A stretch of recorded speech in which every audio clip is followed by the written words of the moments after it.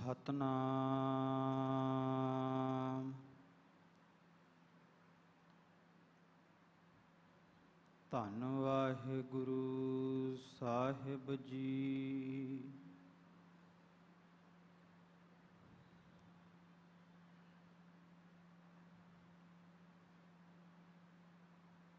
कबीर ना हम किया ना करेंगे,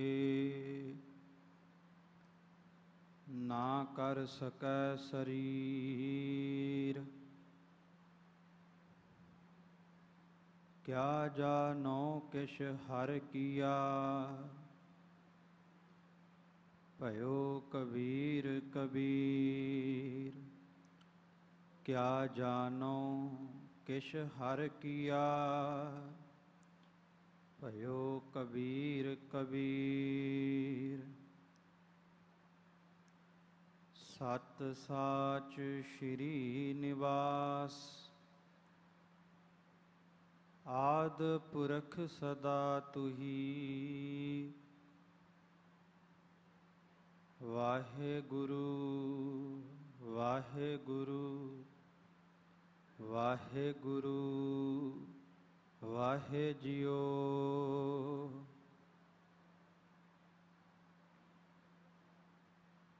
जेता जियो पिंड सब तेरा,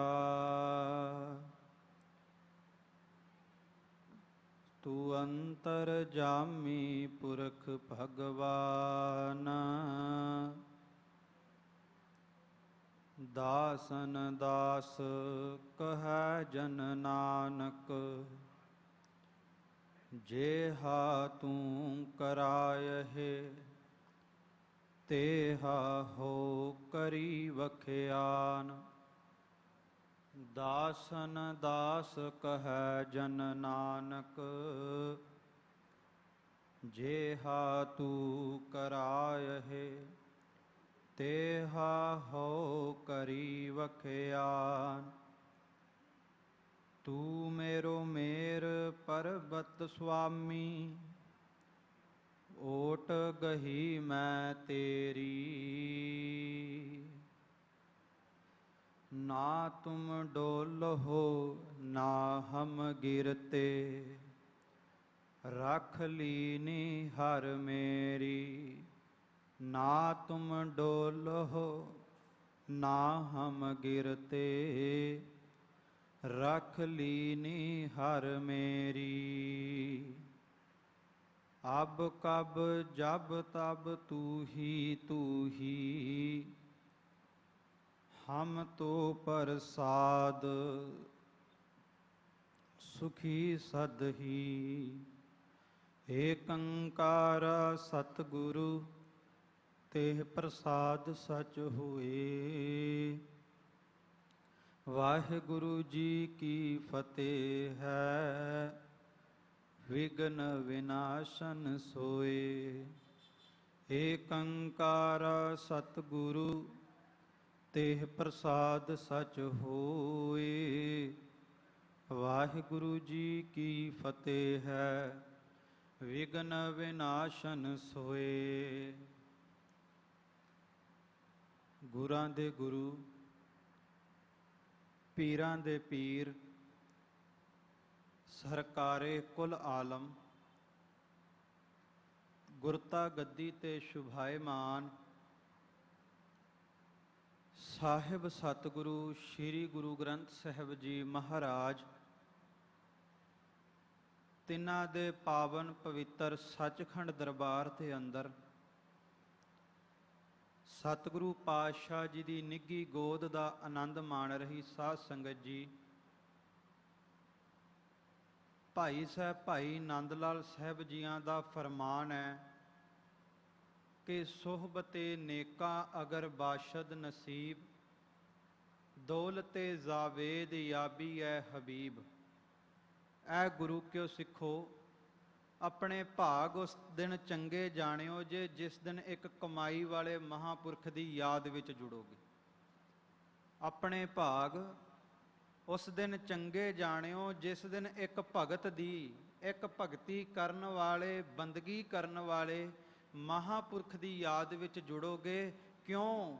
ਕਿਉਂਕਿ ਕਹਿੰਦੇ ਉਸ ਮਹਾਂਪੁਰਖ ਕੋਲ, ਉਸ ਭਗਤ ਦੇ ਕੋਲ ਖਜ਼ਾਨਾ ਹੈ, ਉਸ ਭਗਤ ਦੇ ਕੋਲ ਦੌਲਤ ਹੈ। ਦੌਲਤ ਕਿਹੜੀ ਹੈ? ਕਹਿੰਦੇ ਦੌਲਤੇ ਜਾਵੇਦ ਯਾਬੀ ਹੈ ਹਬੀਬ। ਉਸ ਭਗਤ ਦੇ ਕੋਲ ਦੌਲਤ ਹੈ ਖੁਦਾ ਦੇ ਨਾਮ ਦੀ। ਉਸ ਭਗਤ ਦੇ ਕੋਲ ਦੌਲਤ ਹੈ ਪਰਮਾਤਮਾ ਦੇ ਨਾਮ ਦੀ।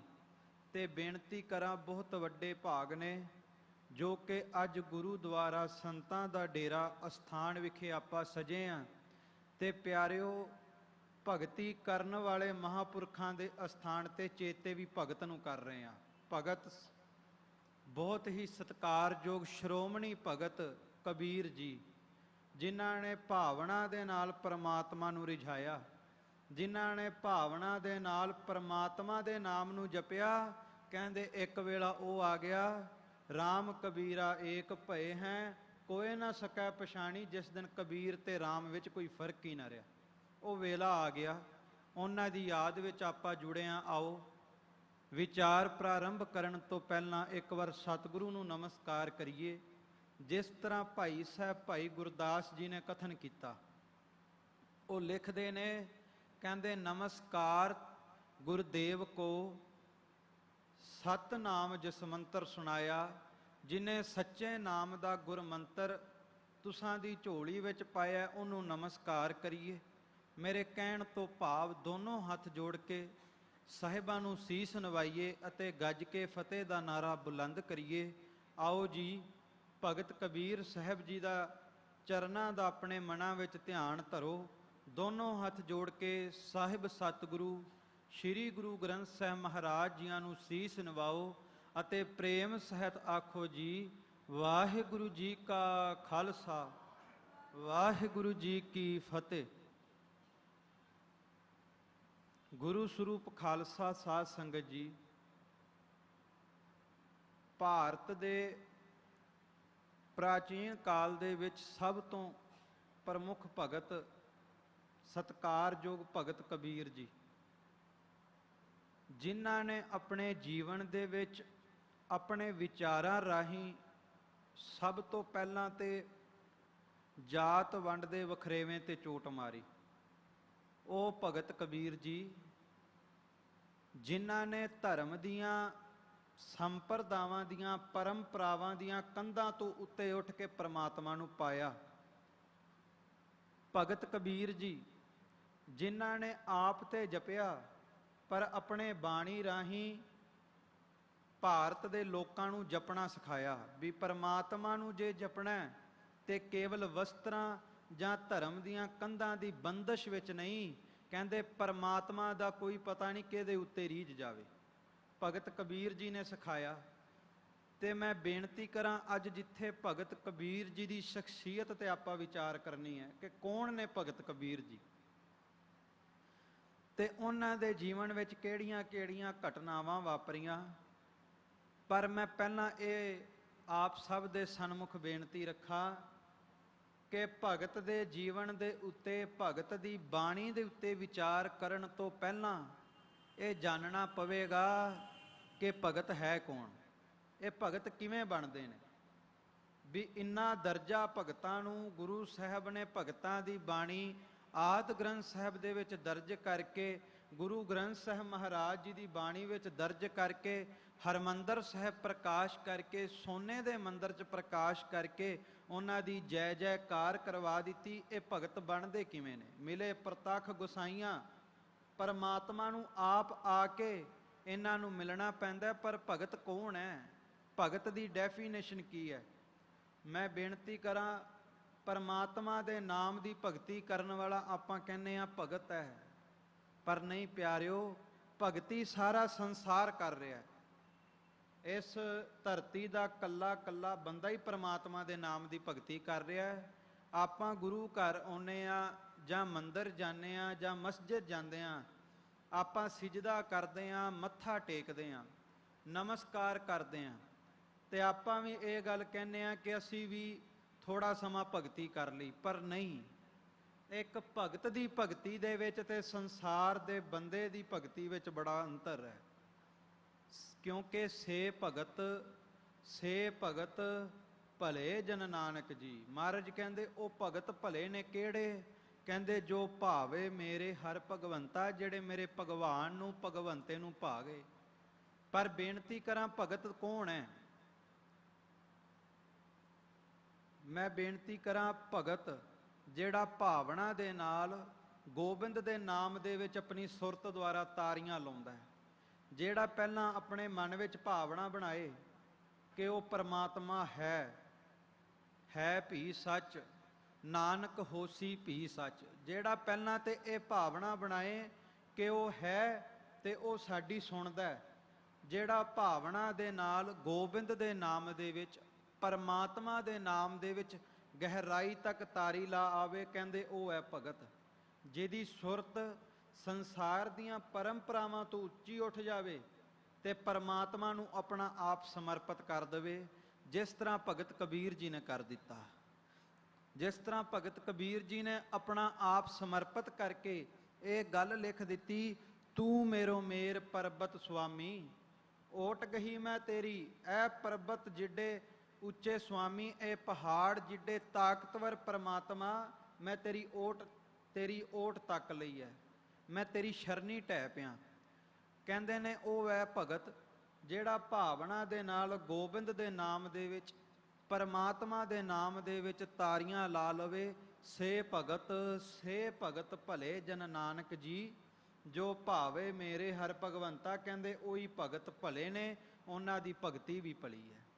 ਮੈਂ ਬੇਨਤੀ ਕਰਾਂ, ਕੋਈ ਸੰਸਾਰ ਦੇ ਪਦਾਰਥਾਂ ਦੇ ਲਈ ਮੰਗ ਰਿਹਾ ਹੈ, ਪਰਮਾਤਮਾ ਦੇ ਕੋਲੋਂ ਆ ਕੇ ਨਾਮ ਜਪ ਰਿਹਾ ਹੈ ਤੇ ਸੰਸਾਰ ਦੇ ਪਦਾਰਥ ਮੰਗ ਰਿਹਾ ਹੈ, ਕੋਈ ਅਧਿਆਤਮਕਵਾਦ ਦੇ ਪਦਾਰਥ ਮੰਗ ਰਿਹਾ ਹੈ। ਭਗਤ ਉਹ ਹੈ ਜਿਹਨੂੰ ਸੰਸਾਰ ਦੀ ਨਹੀਂ ਪਰਵਾਹ, ਜਿਹਨੂੰ ਨਰਕਾਂ ਦੀ ਨਹੀਂ ਪਰਵਾਹ, ਜਿਹਨੂੰ ਸਵਰਗਾਂ ਦੀ ਨਹੀਂ ਪਰਵਾਹ, ਉਹਨੂੰ ਕੇਵਲ ਤੇ ਕੇਵਲ ਪਰਮਾਤਮਾ ਦਾ ਨਾਮ ਚਾਹੀਦਾ। ਉਹ ਹੈ ਭਗਤ ਜਿਹੜਾ ਇਹ ਗੱਲ ਕਹਿ ਦਵੇ, ਰਾਜ ਨਾ ਚਾਹੂੰ ਮੁਕਤ ਨਾ ਚਾਹੂੰ ਮਨ ਪ੍ਰੀਤ ਚਰਨ ਕਮਲਾਰੇ। ਪਰ ਐਸੀ ਭਗਤੀ ਕਰਨ ਲਈ ਸਭ ਤੋਂ ਪਹਿਲਾਂ ਲੋੜ ਹੈ ਭਾਵਨਾ ਬਣਾਉਣ ਦੀ। ਤਾਂ ਹੀ ਗੁਰੂ ਗੋਬਿੰਦ ਸਿੰਘ ਮਹਾਰਾਜ ਨੇ ਦਸਮ ਗ੍ਰੰਥ 'ਚ ਇੱਕ ਜ਼ਿਕਰ ਕੀਤਾ, ਕਹਿੰਦੇ ਕਾਮਨਾ ਅਧੀਨ ਸਦਾ ਦਾਮਨਾ ਪ੍ਰਬੀਨ, ਇੱਕ ਭਾਵਨਾ ਬਹੀਨ ਕੈਸੇ ਪਾਵੇਂ ਜਗਦੀਸ਼ ਕੋ। ਕਹਿੰਦੇ ਜਦੋਂ ਤੱਕ ਭਾਵਨਾ ਨਾ ਹੋਏਗੀ, ਸੱਚ ਜਾਣਿਓ ਪਰਮਾਤਮਾ ਦੇ ਨਾਮ ਦੀ ਪ੍ਰਾਪਤੀ ਨਹੀਂ। ਹਾਂ, ਅਕਾਲ ਪੁਰਖ ਵਾਹਿਗੁਰੂ ਇਤਨਾ ਬੇਅੰਤ ਹੈ ਵੀ ਆਪਾਂ ਉਹਦੇ ਕੋਲ ਰੋਜ਼ ਆਈਏ, ਗੁਰੂ ਘਰ ਜਾਂ ਮੰਦਰ ਕਿਸੇ ਵੀ ਧਾਰਮਿਕ ਸਥਾਨ ਤੇ ਜਾ ਕੇ ਆਪਾਂ ਪਰਮਾਤਮਾ ਨੂੰ ਚੇਤੇ ਕਰੀਏ ਤੇ ਪਰਮਾਤਮਾ ਕੋਲੋਂ ਦਾਤ ਮੰਗੀਏ। ਕਹਿੰਦੇ ਜਿਵੇਂ ਮਾਤਾ ਪਿਤਾ ਆਪਣੇ ਬੱਚੇ ਨੂੰ ਚੀਜ਼ ਦਿਵਾਉਣੋਂ ਰਹਿ ਨਹੀਂ ਸਕਦੇ, ਵੀ ਬੱਚੇ ਨੇ ਮੰਗ ਲਈ ਹੈ, ਪਰਮਾਤਮਾ ਵੀ ਨਹੀਂ ਰਹਿ ਸਕਦਾ, ਕਿਉਂਕਿ ਜਿਉਂ ਜਨਨੀ ਸੁਤ ਪਾਲਤੀ ਰਾਖੈ ਨਦਰ ਮਝਾਰ। ਮੈਂ ਭਗਤ ਕਬੀਰ ਜੀ ਦੇ ਜੀਵਨ ਦੀ ਬਾਣੀ ਦੀ ਵਿਚਾਰ ਸ਼ੁਰੂ ਕਰਨ ਤੋਂ ਪਹਿਲਾਂ ਇੱਕ ਬੇਸ ਤਾਂ ਬਣਾ ਰਿਹਾ ਵੀ ਪਹਿਲਾਂ ਪਤਾ ਤੇ ਲੱਗੇ ਭਗਤ ਕੌਣ ਹੈ।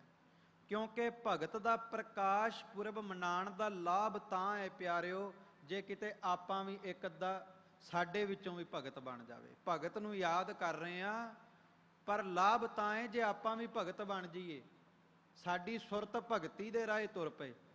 ਬੇਨਤੀ ਕਰਾਂ, ਭਗਤ ਕਬੀਰ ਜੀ,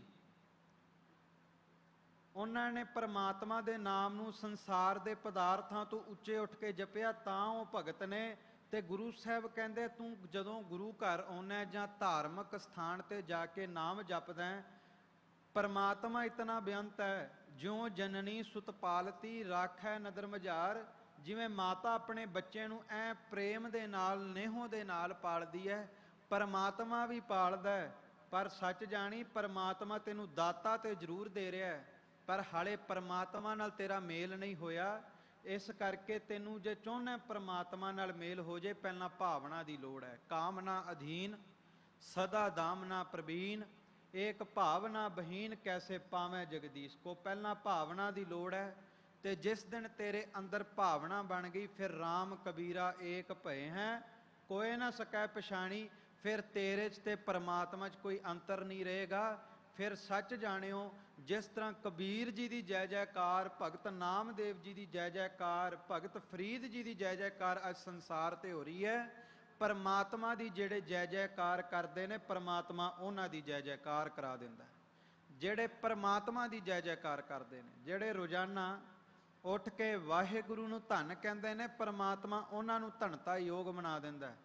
ਸੋ ਲੋੜ ਹੈ ਪਹਿਲਾਂ ਭਾਵਨਾ ਦੀ, ਭਾਵਨਾ ਬਣਾ ਕੇ ਗੋਬਿੰਦ ਦੇ ਨਾਮ ਦੇ ਵਿੱਚ ਪਰਮਾਤਮਾ ਦੇ ਨਾਮ ਦੀ ਗਹਿਰਾਈ ਤੱਕ ਆਪਣੀ ਸੁਰਤ ਦੁਆਰਾ ਤਾਰੀ ਲਾਉਣ ਦੀ, ਕਿਉਂਕਿ ਇਹ ਪਰਮਾਤਮਾ ਦਾ ਨਾਮ ਵੀ ਬਹੁਤ ਹੀ ਡੂੰਘਾ ਤੇ ਬਹੁਤ ਹੀ ਉੱਚਾ ਹੈ। ਜਿੱਥੇ ਇਹ ਗੰਭੀਰ ਕਰ ਦਿੰਦਾ ਸਾਡੀ ਸੁਰਤੀ ਨੂੰ, ਉੱਥੇ ਪਰਮਾਤਮਾ ਦੇ ਨਾਮ ਦਾ ਇੱਕ ਸੁਭਾਵ ਹੈ। ਜਿੱਥੇ ਇਹ ਸਾਡੀ ਸੋਚਣੀ ਨੂੰ, ਸੁਰਤ ਨੂੰ ਗੰਭੀਰ ਕਰ ਦਿੰਦਾ ਹੈ, ਉੱਥੇ ਬੰਦੇ ਦੇ ਜੀਵਨ ਨੂੰ ਓਨਾ ਹੀ ਉੱਚਾ ਬਣਾ ਦਿੰਦਾ ਹੈ, ਆਚਰਣ ਨੂੰ, ਜੀਵਨ ਨੂੰ ਓਨਾ ਉੱਚਾ ਬਣਾ ਦਿੰਦਾ ਹੈ। ਸੋ ਖਾਲਸਾ ਜੀ, ਭਗਤ ਹੋਵੇ ਜਿਹੜਾ ਭਾਵਨਾ ਦੇ ਨਾਲ ਪਰਮਾਤਮਾ ਦੇ ਨਾਮ ਦੀ ਗਹਿਰਾਈ ਤੱਕ ਤਾਰੀ ਲਾਵੇ। ਤੇ ਹੁਣ ਮੈਂ ਬੇਨਤੀ ਇੱਕ ਹੋਰ ਕਰਾਂ ਕਿ ਸਤਿਗੁਰੂ ਪਾਤਸ਼ਾਹ ਜੀ ਨੇ ਭਗਤ ਕਬੀਰ ਜੀ ਦੀ ਵੱਖ-ਵੱਖ ਭਗਤਾਂ ਦੀ ਬਾਣੀ ਆਦਿ ਗ੍ਰੰਥ ਸਾਹਿਬ ਦੇ ਵਿੱਚ ਦਰਜ ਕੀਤੀ। ਉਹ ਵੀ ਕਿਉਂ? ਕਿਉਂਕਿ ਜਾਣਨਾ ਪਏਗਾ ਵੀ ਭਗਤ ਕਬੀਰ ਜੀ, ਭਗਤ ਫਰੀਦ ਜੀ ਜਾਂ ਭਗਤਾਂ ਨੂੰ ਸਤਿਗੁਰੂ ਨੇ ਇਤਨਾ ਮਹਾਨ ਦਰਜਾ ਦਿੱਤਾ। ਹਾਲਾਂਕਿ ਜਦ ਆਪਣੀ ਬਾਣੀ ਸਤਿਗੁਰੂ ਨੇ ਰਚੀ ਤੇ ਸਿੱਧਾ ਲਿਖ ਦਿੱਤਾ ਸ੍ਰੀ ਰਾਗ ਮਹੱਲਾ ਪਹਿਲਾ। ਉੱਥੇ ਇਹ ਨਹੀਂ ਲਿਖਿਆ ਕਿ ਬਾਣੀ ਗੁਰੂ ਨਾਨਕ ਦੇਵ ਜੀਓ ਕੀ, ਨਹੀਂ, ਜਾਂ ਗੁਰੂ ਅੰਗਦ ਸਾਹਿਬ ਜੀ ਕੀ, ਨਹੀਂ, ਪਰ ਜਿੱਥੇ ਬਾਣੀ ਭਗਤਾਂ ਦੀ ਆਈ ਲਿਖਿਆ ਬਾਣੀ ਭਗਤ ਕਬੀਰ ਜੀਓ ਕੀ, ਬਾਣੀ ਭਗਤ ਨਾਮਦੇਵ ਜੀਓ ਕੀ। ਕਿਉਂ ਭਗਤਾਂ ਨੂੰ ਇੰਨਾ ਦਰਜਾ ਕਿਉਂ? ਮੈਂ ਬੇਨਤੀ ਕਰਾਂ, ਆਦਿ ਗ੍ਰੰਥ ਸਾਹਿਬ ਜੀ ਦੀ ਸੰਪਾਦਨਾ ਹੁੰਦੀ ਹੈ ਤੇ ਸਭ ਤੋਂ ਪਹਿਲਾਂ ਸਤਿਗੁਰੂ ਨੇ ਇੱਕ ਓੰਕਾਰ ਲਿਖਿਆ, ਏਕਾ ਪਾਇਆ। ਸਤਿਗੁਰੂ ਇੱਕ ਓੰਕਾਰ ਪਹਿਲਾਂ ਕਿਉਂ ਲਿਖਿਆ? ਖਾਲਸਾ ਜੀ, ਸਤਿਗੁਰੂ ਨੇ ਸਮਝਾਇਆ ਕਿ ਜਿਹੜੇ ਭਗਤਾਂ ਦੀ ਬਾਣੀ ਦਰਜ ਹੋ ਰਹੀ ਹੈ ਨਾ, ਹੋ ਸਕਦਾ ਹੈ ਇਹ ਭਗਤ ਵੱਖੋ ਵੱਖਰੇ ਮਜ਼ਹਬ ਦੇ ਹੋਣ। ਕੋਈ ਕਿਸੇ ਮਜ਼ਹਬ ਤੋਂ ਤਾਲੁਕਾਤ ਰੱਖਦਾ ਹੋਵੇ, ਕੋਈ ਕਿਸੇ ਵੱਖਰੇ ਇਲਾਕੇ ਤੋਂ ਹੋਵੇ, ਜਿਵੇਂ ਕਿ ਭਗਤ ਨਾਮਦੇਵ ਜੀ ਮਹਾਰਾਸ਼ਟਰ ਤੋਂ, ਭਗਤ ਫਰੀਦ ਜੀ ਪੰਜਾਬ ਤੋਂ, ਭਗਤ ਧੰਨਾ ਜੀ ਰਾਜਸਥਾਨ ਤੋਂ, ਭਗਤ ਕਬੀਰ ਜੀ ਕਾਂਸੀ ਤੋਂ, ਬਨਾਰਸ ਤੋਂ। ਸਤਿਗੁਰੂ ਨੇ ਏਕਾ ਪਾ ਦਿੱਤਾ। ਕਹਿੰਦੇ ਜਿਹੜੇ ਭਗਤਾਂ ਦੀ ਬਾਣੀ ਦਰਜ ਹੋ ਰਹੀ ਹੈ ਨਾ, ਜੇ ਚਾਹੁੰਦੇ ਭਗਤਾਂ ਦੀ ਬਾਣੀ ਨੂੰ ਪੜ੍ਹਨਾ, ਵਿਚਾਰਨਾ, ਸਭ ਤੋਂ ਪਹਿਲਾਂ ਇੱਕ ਗੱਲ ਨੋਟ ਕਰ ਲੈ, ਹੋ ਸਕਦਾ ਹੈ ਭਗਤ ਵੱਖੋ ਵੱਖਰੇ ਇਲਾਕਿਆਂ ਦੇ, ਵੱਖੋ ਵੱਖਰੇ ਮਜ਼ਹਬ ਦੇ ਨਾਲ ਤਾਲੁਕਾਤ ਰੱਖਦੇ ਹੋਣ। ਇਹ ਵੀ ਹੋ ਸਕਦਾ ਹੈ ਵੀ ਭਗਤਾਂ ਨੇ ਬਾਣੀ ਵਿੱਚ ਵੱਖੋ ਵੱਖਰੀ ਭਾਸ਼ਾ ਵਰਤੀ ਗਈ ਹੋਵੇ, ਪਰ ਸੱਚ ਜਾਣੀ ਗੁਰੂ ਕਿਆ ਸਿੱਖਾ, ਇਹ ਸਾਰੇ ਭਗਤ ਗੱਲ ਇੱਕ ਦੀ ਕਰ ਰਹੇ ਨੇ। ਸਾਰੇ ਭਗਤ ਗੱਲ ਇੱਕੋ ਪਰਮਾਤਮਾ ਦੀ ਗੱਲ ਕਰ ਰਹੇ ਨੇ। ਤਾਈਓ ਬਾਣੀ ਦੀ ਸ਼ੁਰੂਆਤ ਵਿੱਚ ਏਕਾ ਪਾ ਦਿੱਤਾ ਵੀ ਠੀਕ ਹੈ, ਭਗਤ ਵੱਖੋ ਵੱਖਰੇ ਨੇ, ਇਲਾਕੇ ਵੱਖੋ ਵੱਖਰੇ ਨੇ, ਭਾਸ਼ਾ ਵੱਖੋ ਵੱਖਰੀ ਹੈ, ਪਰ ਇਹ ਗੁਰੂ ਕਿਆ ਸਿੱਖਾ, ਜੇ ਤੂੰ ਭਗਤ ਕਬੀਰ ਦੀ ਸ਼ਖਸੀਅਤ ਨੂੰ ਜਾਣਨਾ ਚਾਹੁੰਦਾ, ਪਹਿਲਾਂ ਇੱਕ ਤੇ ਸ਼ਰਧਾ ਬਣਾ ਲੈ, ਇੱਕ ਤੇ ਭਾਵਨਾ ਟਿਕਾ ਲੈ। ਸੋ ਖਾਲਸਾ ਜੀ, ਇਸ ਕਰਕੇ ਸਤਿਗੁਰੂ ਨੇ ਭਗਤਾਂ ਦੀ ਬਾਣੀ ਦਰਜ ਕੀਤੀ ਵੀ ਚਾਹੇ ਕਿਸੇ ਨੇ ਬਨਾਰਸ ਕਾਸ਼ੀ ਵਿੱਚ ਜਨਮ ਲਿਆ, ਭਾਵੇਂ ਕਿਸੇ ਨੇ ਮਗਹਰ ਦੇ ਵਿੱਚ ਜਾ ਕੇ ਆਪਣਾ ਸਰੀਰ ਛੱਡਿਆ, ਭਾਵੇਂ ਕੋਈ ਪੰਜਾਬ ਦੀ ਧਰਤੀ ਤੋਂ, ਭਾਵੇਂ ਕੋਈ ਮਹਾਰਾਸ਼ਟਰ ਤੋਂ, ਪਰ ਗੱਲ ਕੇਵਲ ਤੇ ਕੇਵਲ ਪਰਮਾਤਮਾ ਦੀ ਕੀਤੀ। ਸੋ ਹੁਣ ਗੱਲ ਕਰੀਏ ਕਿ ਭਗਤ ਕਬੀਰ ਜੀ ਦੇ ਜੀਵਨ ਦੇ ਵਿੱਚ ਉਹ ਘਟਨਾਵਾਂ ਕਿਹੜੀਆਂ ਨੇ ਜਿਹੜੀ ਸਾਡੇ ਜੀਵਨ 'ਚ ਕ੍ਰਾਂਤੀ ਲਿਆਉਣਗੀਆਂ, ਤੇ ਜਿੱਥੋਂ ਸਾਨੂੰ ਇਹ ਪਤਾ ਲੱਗੇਗਾ ਵੀ ਭਗਤ ਕਬੀਰ ਜੀ ਦੀ ਸ਼ਖਸੀਅਤ ਕੈਸੀ ਹੈ। ਗੁਰੂ ਪਿਆਰ ਵਾਲਿਓ, ਭਗਤ ਕਬੀਰ ਜੀ ਦਾ ਜਨਮ ਜੇਠ 15 ਸੁਦੀ ਸੰਮਤ 1455 ਨੂੰ ਹੁੰਦਾ ਹੈ। ਤੇ ਕਈ ਇਤਿਹਾਸਕਾਰਾਂ ਨੇ, ਵਿਦਵਾਨਾਂ ਨੇ ਇੱਥੇ ਇਹ ਗੱਲ ਤੇ ਲਿਖੀ ਹੈ ਵੀ ਭਗਤ ਕਬੀਰ ਜੀ ਦਾ ਜਿਹੜਾ ਜਨਮ ਸੀਗਾ ਉਹ ਬ੍ਰਾਹਮਣਾਂ ਦੇ ਘਰ ਹੁੰਦਾ ਹੈ, ਤੇ ਉਹਨਾਂ ਦੀ ਮਾਤਾ ਉਹਨਾਂ ਨੂੰ ਗੰਗਾ ਦੇ ਕਿਨਾਰੇ ਸੱਟ ਆਉਂਦੀ ਹੈ, ਉੱਥੇ ਰੱਖ ਹੁੰਦੀ ਹੈ, ਤੇ ਉੱਥੋਂ ਫਿਰ ਨੀਰੂ ਤੇ ਨੀਮਾ ਜੀ ਲੈ ਕੇ ਜਾਂਦੇ ਨੇ। ਪਰ ਨਹੀਂ, ਕਿਉਂਕਿ ਨੀਰੂ ਤੇ ਨੀਮਾ ਜੀ ਜੁਲਾਹਾ ਜਾਤ ਦੇ ਨੇ, ਤੇ ਭਗਤ ਕਬੀਰ ਜੀ ਨੇ ਆਪਣੀ ਬਾਣੀ ਵਿੱਚ ਵੀ ਇਹ ਗੱਲ ਲਿਖੀ ਵੀ ਮੇਰੀ ਜਾਤ ਜੁਲਾਹਾ ਹੈ। ਇੱਥੋਂ ਇਹ ਗੱਲ ਸਪਸ਼ਟ ਹੁੰਦੀ ਹੈ ਵੀ ਭਗਤ ਕਬੀਰ ਜੀ, ਉਹਨਾਂ ਦਾ ਜਨਮ ਵੀ ਨੀਰੂ ਤੇ ਉਹਨਾਂ ਦੀ ਪਤਨੀ ਨੀਮਾ ਦੇ ਘਰ ਹੀ ਹੋਇਆ ਸੀਗਾ, ਤੇ ਉਹ ਜਨਮ ਤੋਂ ਹੀ ਜੁਲਾਹਾ ਜਾਤ ਤੋਂ ਤਾਲੁਕਾਤ ਰੱਖਦੇ ਸਨ।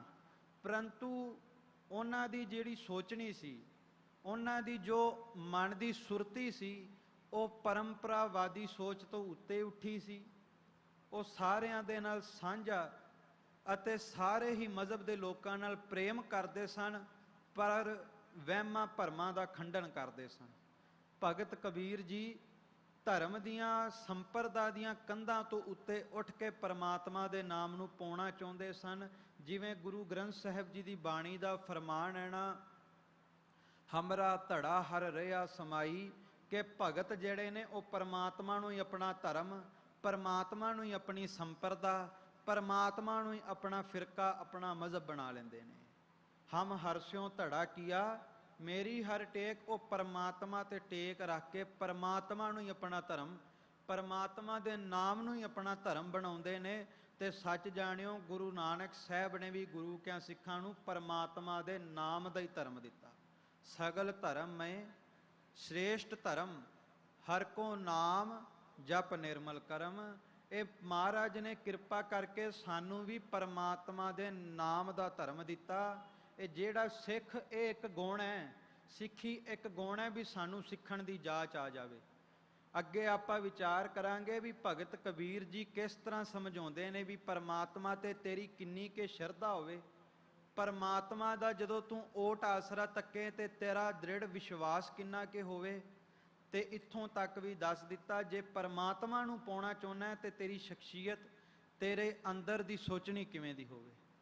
ਭਗਤ ਕਬੀਰ ਜੀ ਦਾ ਜਨਮ ਹੁੰਦਾ ਹੈ ਜੇਠ ਸੁਦੀ 15 ਸੰਮਤ 1455 ਨੂੰ, ਤੇ ਕਹਿੰਦੇ ਨੇ ਜਨਮ ਹੁੰਦਾ ਹੈ। ਤੇ ਭਗਤ ਕਬੀਰ ਜੀ ਬਾਣੀ ਵਿੱਚ ਆਪਣੀ 'ਚ ਦਰਜ ਕਰਦੇ ਨੇ, ਕਹਿੰਦੇ ਮੇਰਾ ਜਨਮ ਹੋਇਆ ਤੇ ਕਹਿੰਦੇ ਨੇ ਜਦ ਸੰਸਾਰ ਦੇ ਵਿੱਚ ਆਮ ਇਨਸਾਨ ਦਾ ਜਨਮ ਹੁੰਦਾ, ਬੱਚੇ ਖਿਡੌਣਿਆਂ ਵਿੱਚ ਰੂਝਦੇ ਨੇ, ਬੱਚੇ ਖੇਡਾਂ ਵਿੱਚ ਰੂਝਦੇ ਨੇ। ਕਹਿੰਦੇ ਮੇਰਾ ਜਨਮ ਹੋਇਆ, ਮੇਰੇ ਅੰਦਰੋਂ ਇੱਕ ਫੁਰਨਾ ਉੱਠਿਆ। ਉਹ ਫੁਰਨਾ ਕੀ ਸੀ? ਭਗਤ ਕਬੀਰ ਜੀ ਆਪਣੀ ਬਾਣੀ 'ਚ ਲਿਖਦੇ, ਕਹਿੰਦੇ ਕਵਣ ਕਾਜ ਸਿਰਜੇ ਜਗ ਭੀਤਰ, ਜਨਮ ਕਵਣ ਫਲ ਪਾਇਆ। ਕਹਿੰਦੇ ਸਭ ਤੋਂ ਪਹਿਲਾਂ ਫੁਰਨਾ ਉੱਠਿਆ ਵੀ ਜਨਮ ਤੇ ਹੋ ਗਿਆ, ਪਰ ਕਿਹੜੇ ਕੰਮ ਕਰਕੇ ਜਨਮ ਹੋਇਆ, ਕਰਨਾ ਕੀ ਹੈ। ਕਿਸੇ ਕਾਰਜ ਤੋਂ ਬਿਨਾਂ ਬੰਦਾ ਸੰਸਾਰ ਤੇ ਨਹੀਂ ਰਹਿ ਸਕਦਾ। ਤੇ ਕਹਿੰਦੇ ਸੰਸਾਰ ਦੇ ਵਿੱਚ ਜੀਵਨ ਬਤੀਤ ਕਰਨ ਵਾਸਤੇ ਵੀ ਕਾਰਜ ਨੇ, ਪਰ ਅਧਿਆਤਮਕਵਾਦ ਨੂੰ ਪਾਉਣ ਲਈ, ਪਰਮਾਤਮਾ ਨੂੰ ਪਾਉਣ ਲਈ ਉਹ ਕਿਹੜਾ ਕਾਰਜ ਹੈ। ਭਗਤ ਕਬੀਰ ਜੀ ਨੇ ਦਰਜ ਕੀਤਾ, ਕਹਿੰਦੇ ਕਵਣ ਕਾਜ ਸਿਰਜੇ ਜਗ ਭੀਤਰ, ਜਨਮ ਕਵਣ ਫਲ ਪਾਇਆ। ਅੰਦਰੋਂ ਫੁਰਨਾ ਉੱਠਿਆ। ਤੇ ਇਤਿਹਾਸਕਾਰ ਇਹ ਵੀ ਲਿਖਦੇ ਨੇ ਕਿ ਭਗਤ ਕਬੀਰ ਜੀ, ਸਤਿਗੁਰੂ ਨੇ, ਪਰਮਾਤਮਾ ਨੇ ਐਸੇ ਐਸੇ ਭਗਤ ਤਾਂ ਭੇਜੇ ਵੀ ਸੰਸਾਰ ਦੇ ਬੰਦਿਆਂ ਨੂੰ ਭਗਤ ਬਣਨ ਦੀ ਜਾਚ ਆ ਜਾਵੇ। ਕਹਿੰਦੇ ਨੇ ਭਗਤ ਕਬੀਰ ਜੀ ਦਾ ਜਦੋਂ ਨਾਮਕਰਨ ਹੋਣਾ ਸੀ ਨਾ ਖਾਲਸਾ ਜੀ, ਕਾਜ਼ੀ ਆਇਆ, ਕਾਜ਼ੀ ਨੇ ਆਪਣੀ ਦੁਆ ਕੀਤੀ, ਕੁਰਾਨ ਖੋਲੀ ਤੇ ਕਹਿੰਦੇ ਨੇ ਵਿੱਚੋਂ ਕਬੀਰ ਲਫ਼ਜ਼ ਆ ਉੱਠਿਆ, ਵਿੱਚੋਂ ਲਫ਼ਜ਼ ਆਇਆ ਕਬੀਰ, ਸ਼ਬਦ ਕਬੀਰ ਆਇਆ। ਤੇ ਕਬੀਰ ਸ਼ਬਦ ਪਰਮਾਤਮਾ ਲਈ, ਅੱਲਾ ਲਈ, ਖੁਦਾ ਲਈ ਵਰਤਿਆ ਜਾਂਦਾ ਸੀ। ਤੇ ਕਾਜ਼ੀ ਕਹਿਣ ਲੱਗਾ ਵੀ ਇਹ ਮੁੰਡਾ ਜੁਲਾਹਿਆਂ ਦਾ, ਪੁੱਤਰ ਜਲਾਹਿਆਂ ਦਾ, ਇਹਨੂੰ ਕਬੀਰ ਨਾਮ ਕਿਉਂ ਦੇਣਾ। ਉਹਨੇ ਫਿਰ ਕੀ ਕੀਤਾ, ਉਹਨੇ ਫਿਰ ਬੰਦ ਕਰਕੇ ਫਿਰ ਦੁਆ ਕੀਤੀ, ਫਿਰ ਕੁਰਾਨ ਖੋਲੀ ਤੇ ਕਹਿੰਦੇ ਨੇ ਦੁਬਾਰਾ ਫਿਰ ਕਬੀਰ ਨਾਮ ਆ ਗਿਆ। ਫਿਰ ਉਹਨੇ ਦੂਸਰੇ ਕਾਜੀ ਨੂੰ ਸੱਦਿਆ, ਉਹ ਕਹਿੰਦਾ ਵੀ ਇਹ ਮੁੰਡਾ ਜਲਾਹਿਆਂ ਦਾ, ਪਰ ਨਾਮ ਇਹਦਾ ਕਬੀਰ ਨਹੀਂ ਰੱਖਣਾ, ਕਿਉਂਕਿ ਉਹਨਾਂ ਨੇ ਵਰਨ ਵੰਡ ਕੀਤੀ ਸੀ, ਨੀਵੀਂ ਜਾਤ ਦਾ ਪਰਮਾਤਮਾ ਦਾ ਨਾਮ ਨਹੀਂ ਲੈ ਸਕਦਾ। ਕਹਿੰਦੇ ਇਹਦਾ ਤੇ ਨਾਮ ਹੀ ਪਰਮਾਤਮਾ ਦੇ ਨਾਮ ਤੇ ਆ ਰਿਹਾ, ਇਹਦਾ ਨਾਮ ਹੀ ਪਰਮਾਤਮਾ ਦੇ ਨਾਮ ਤੇ ਆ ਰਿਹਾ। ਕਹਿੰਦੇ ਹੋਰ ਕਾਜ਼ੀ ਆਏ, ਉਹਨਾਂ ਨੇ ਦੁਆ ਕੀਤੀ ਤੇ ਇਹ ਪਰਮਾਤਮਾ ਵੱਲੋਂ ਇਸ਼ਾਰੇ ਸਨ ਵੀ ਜਿਹਦਾ ਨਾਮਕਰਨ ਕਰਨ ਲਈ ਤੁਸੀਂ ਇੰਨੇ ਵਿਤਕਰੇ ਕਰ ਰਹੇ ਹੋ, ਇੰਨੇ ਹੀ ਤੇ ਸਾਰੇ ਵਿਤਕਰੇ ਮਕਾਉਣੇ ਨੇ।